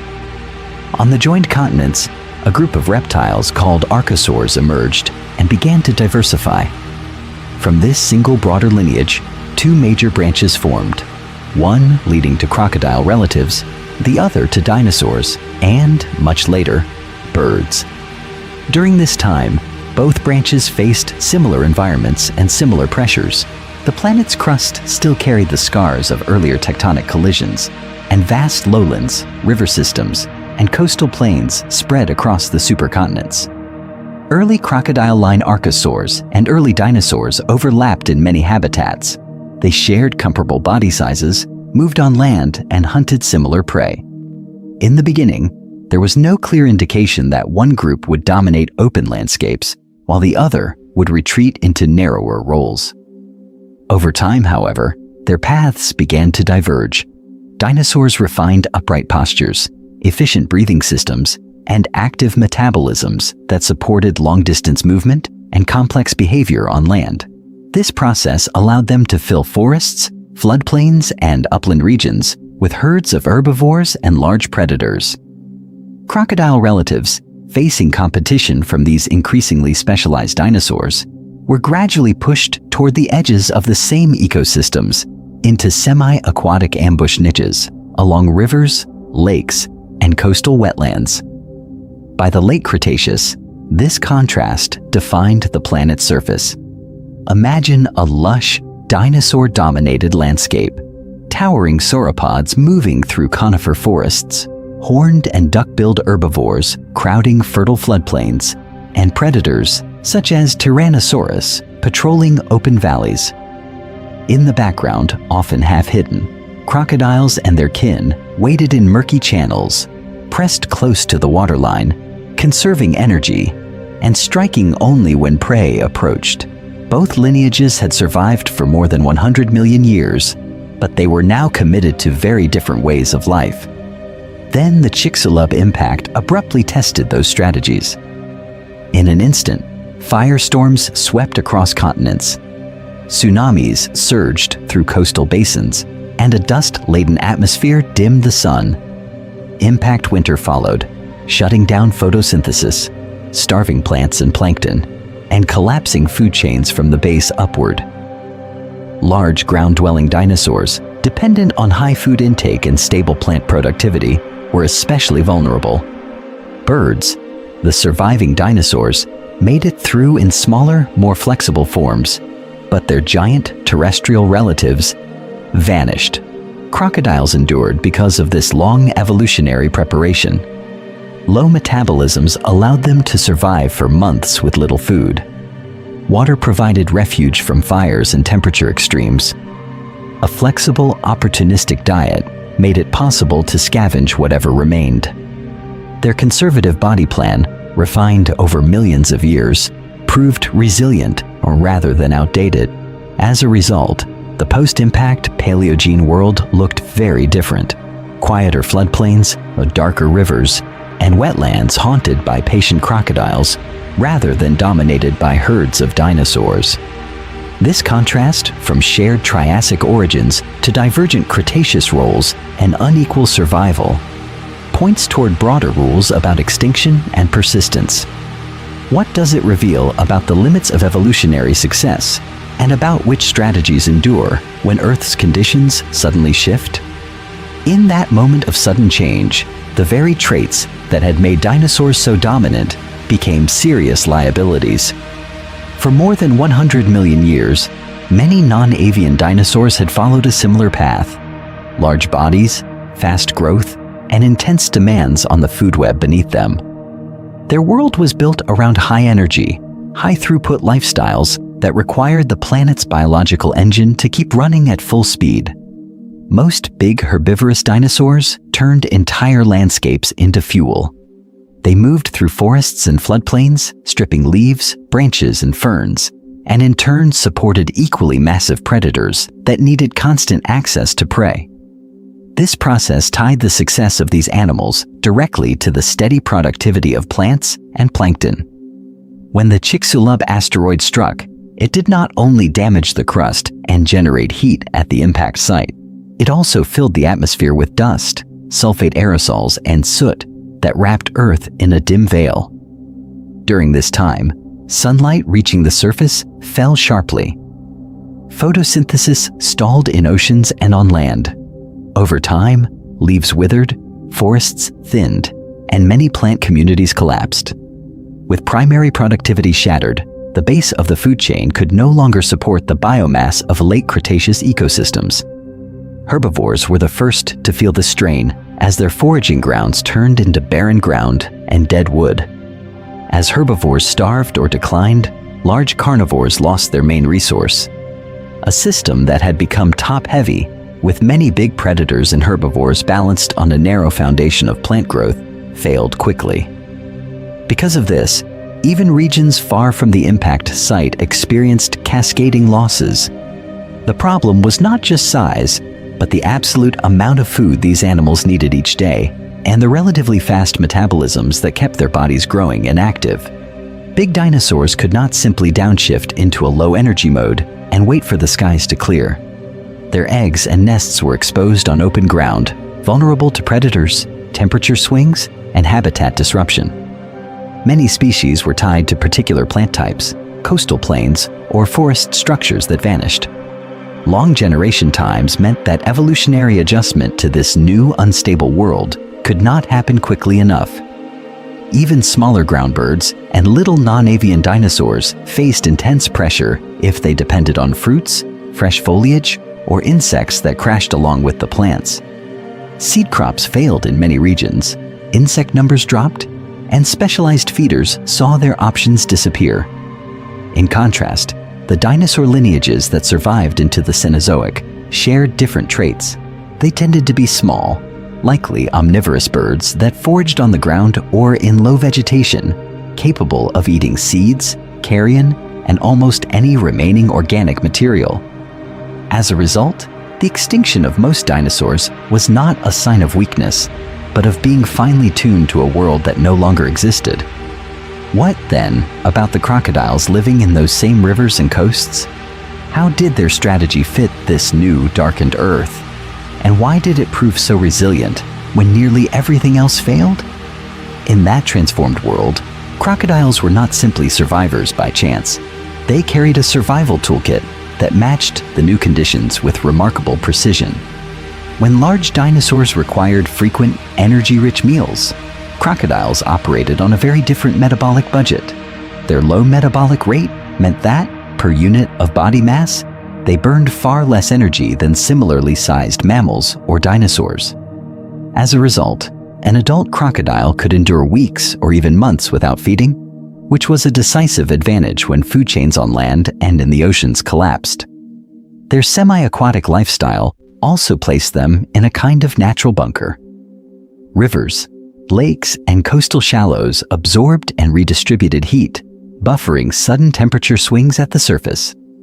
When firestorms swept across the continents after the impact, driven by falling debris and intense infrared radiation, water offered immediate refuge. Individuals could submerge, expose only their eyes and nostrils, and let the worst of the heat and airborne debris pass overhead. During this time, shorelines and river margins became narrow bands where life could still find cover. This same environment supported their ambush hunting strategy. Crocodiles did not need to chase herds across open plains. Instead, they waited at the edges of water, ready to exploit whatever entered their reach. Their diet was flexible. Fish weakened by changing conditions, carrion drifting downstream, invertebrates in the shallows, and any vertebrate that approached the water to drink. Because of this broad feeding range, they were not locked into a single prey type that might vanish. In a world where predictable migrations and dense plant communities disappeared, such dietary flexibility was critical. Physiologically, crocodiles were also built to wait. They can remain motionless for hours or days, slowing their heart rate and breathing so that only minimal oxygen and energy are required. This process allowed them to sit at the bottom of murky water or beneath overhanging banks, expending almost no effort while the environment above remained unstable.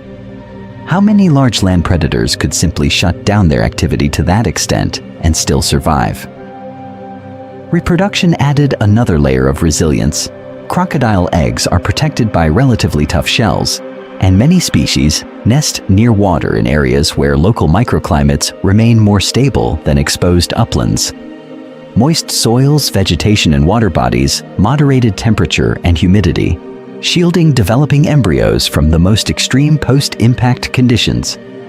Over time, clutches that happened to occupy these buffered zones had a higher chance of hatching successfully. Underlying all of this was a conservative body plan. For tens of millions of years before the impact, crocodile lineages refined a robust, generalist design rather than diversifying into many fragile forms.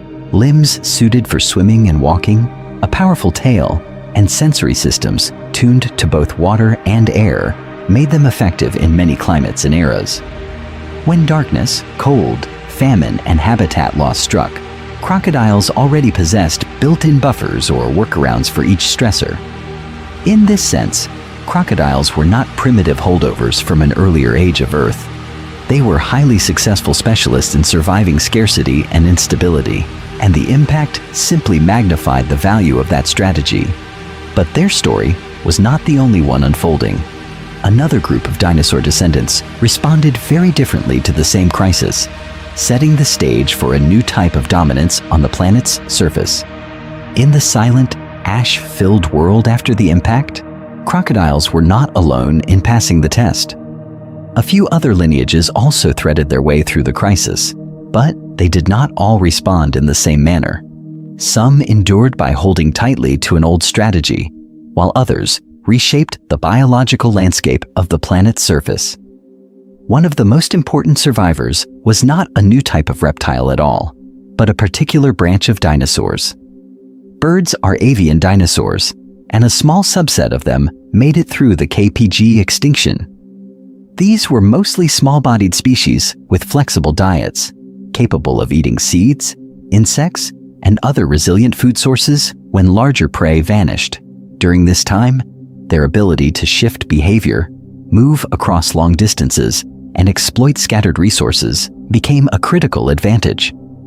Over time, as sunlight slowly returned and plants began to recolonize damaged landscapes, birds did something crocodiles did not. They radiated.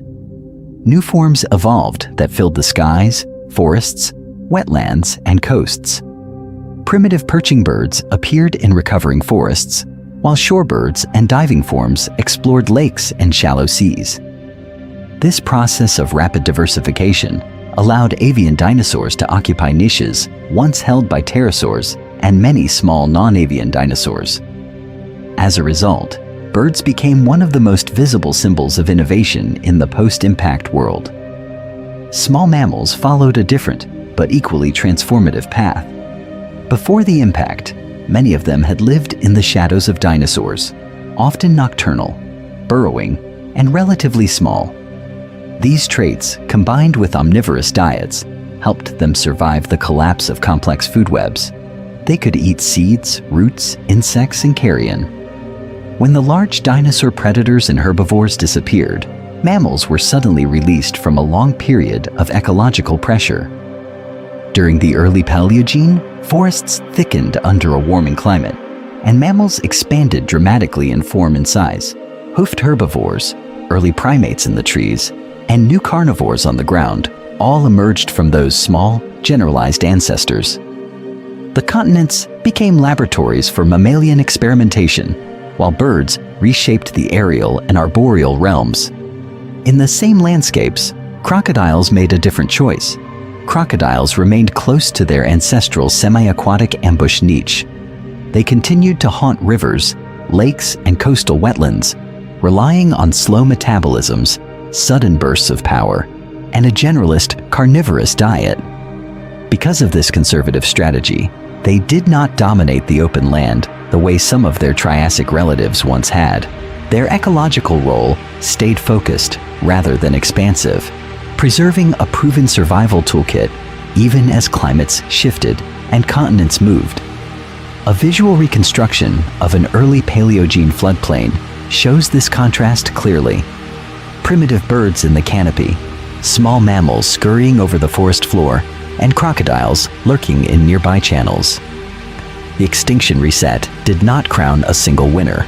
Instead, it opened different pathways, from explosive innovation to stubborn endurance. In the very long run, which path proves more powerful? The restless adaptability of birds and mammals, or the unyielding resilience of crocodiles? And how can this be tested in the deep record of Earth's history? In this contrast between restless innovators and stubborn survivors, a broader pattern begins to appear. Mass extinctions act like stress tests for the entire biosphere. When Earth's systems are suddenly pushed far from their usual state, the event does not simply remove random organisms. It reveals which strategies can endure rapid, global disruption and which cannot. During the KPG crisis, the asteroid delivered that stress test in a single catastrophic impact. In the present, a similar level of disruption is not arriving from space, but from the planet's own surface, driven by one species altering land, oceans, and atmosphere. Habitat loss, rapid climate shifts, and widespread pollution are not identical to an impact winter, yet they disturb long-stable ecosystems in comparable ways. Over time, gradual environmental change has often allowed lineages to track shifting climates or migrate across continents. Human-driven change compresses that adjustment into decades. In such compressed intervals, certain traits become liabilities. Large animals with high energy demands and specialized diets are especially vulnerable. Many big mammals on land, large predatory fish in the oceans, and apex hunters in both realms depend on abundant, predictable prey and extensive territories. When forests are fragmented, coral reefs bleach, or prey populations collapse, these organisms resemble non-avian dinosaurs facing a darkened Earth, powerful in a stable world, but exposed when the base of the food web falters. In contrast, generalists and low-energy strategists often find new opportunities in disturbed environments. Rats, cockroaches, some reptiles, and many invasive species can tolerate wide ranges of temperature, diet, and habitat. This process of favoring flexibility over specialization echoes the advantages crocodiles held in the aftermath of the impact. A body that can wait, a metabolism that sips rather than burns, and a willingness to consume almost anything can turn chaos into survivable scarcity.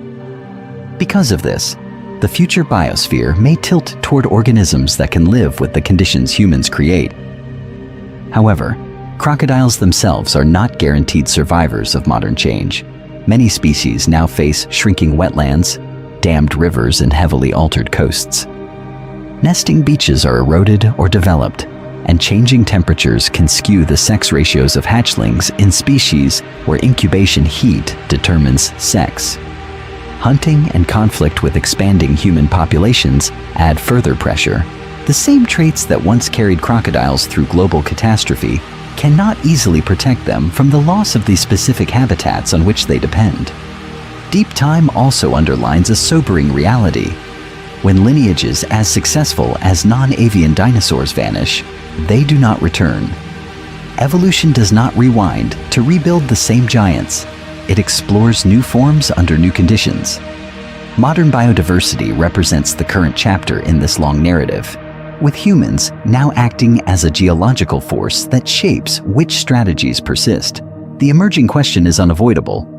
How intense will this stress test become? And which ecosystems will be helped through it, rather than left behind for the planet to rewrite on its own? In this long narrative, the central contrast is now clear. Dinosaurs and crocodiles faced the same catastrophe, but their evolutionary strategies met that impact in very different ways. High-energy giants that depended on constant productivity versus low energy. Water-shielded ambush survivors that could endure long intervals of scarcity. During this time at the end of the Cretaceous, both groups shared deep roots as archosaurs, yet their paths had diverged. Dinosaurs dominated open land, towering over plains and forests, while crocodiles occupied quieter margins along rivers, lakes, and coasts. When the Chicxulub asteroid struck, it unleashed shockwaves, firestorms, and tsunamis across the planet. In the following nuclear winter famine, when sunlight faded and food chains collapsed, those different lifestyles were tested to the limit. This process of sudden impact, followed by long darkness, favored organisms that could wait, hide, and make do with little. Large land dinosaurs, dependent on continuous plant growth or abundant prey, ran out of resources as photosynthesis stalled. Crocodiles, protected by water, buffered from temperature swings, and equipped with slow metabolisms, could retreat to sheltered channels and survive on minimal food. Because of this, they passed through a filter that removed many other large vertebrates from Earth's surface. Over time, the story did not end with absence. Birds, as the surviving branch of theropod dinosaurs, demonstrate that dinosaurs did not fully vanish. They changed form and entered new roles in the skies, forests, and oceans. Crocodiles, in contrast, refined an ancient role, keeping a body plan that had already proven reliable under extreme stress. One lineage explored innovation, while the other maintained a strategy that had repeatedly worked. Seen this way, every modern crocodile becomes a living connection across geological ages. The individual basking on a riverbank today belongs to an unbroken line that experienced the end of the dinosaur age, the rise of mammals, and the reshaping of continents and climates. What does it mean that such a lineage endured impacts, volcanic eruptions, and shifting sea levels, yet now encounters a new kind of pressure from human activity? The perspective now shifts from awe to responsibility. Humans act as a geological force, altering climate, rivers, and coasts more rapidly than many ancient events. As a result, the future of crocodiles, birds, and countless other species depends on decisions made across a single human lifetime rather than over millions of years. Supporting conservation, visiting museums and fossil sites, and sharing these narratives encourages broader attention to Earth's deep history and its living remnants. The final image returns to the epic timescale. Imagine the camera drawing back from the reflective eye of a modern crocodile, passing through ancient seas, dinosaur-filled plains, incandescent impact firestorms, and slowly recovering forests before returning to the present riverbank. In the end, the surprising element is not only why dinosaurs disappeared and crocodiles did not, but that a thinking species emerged to ask the question at all.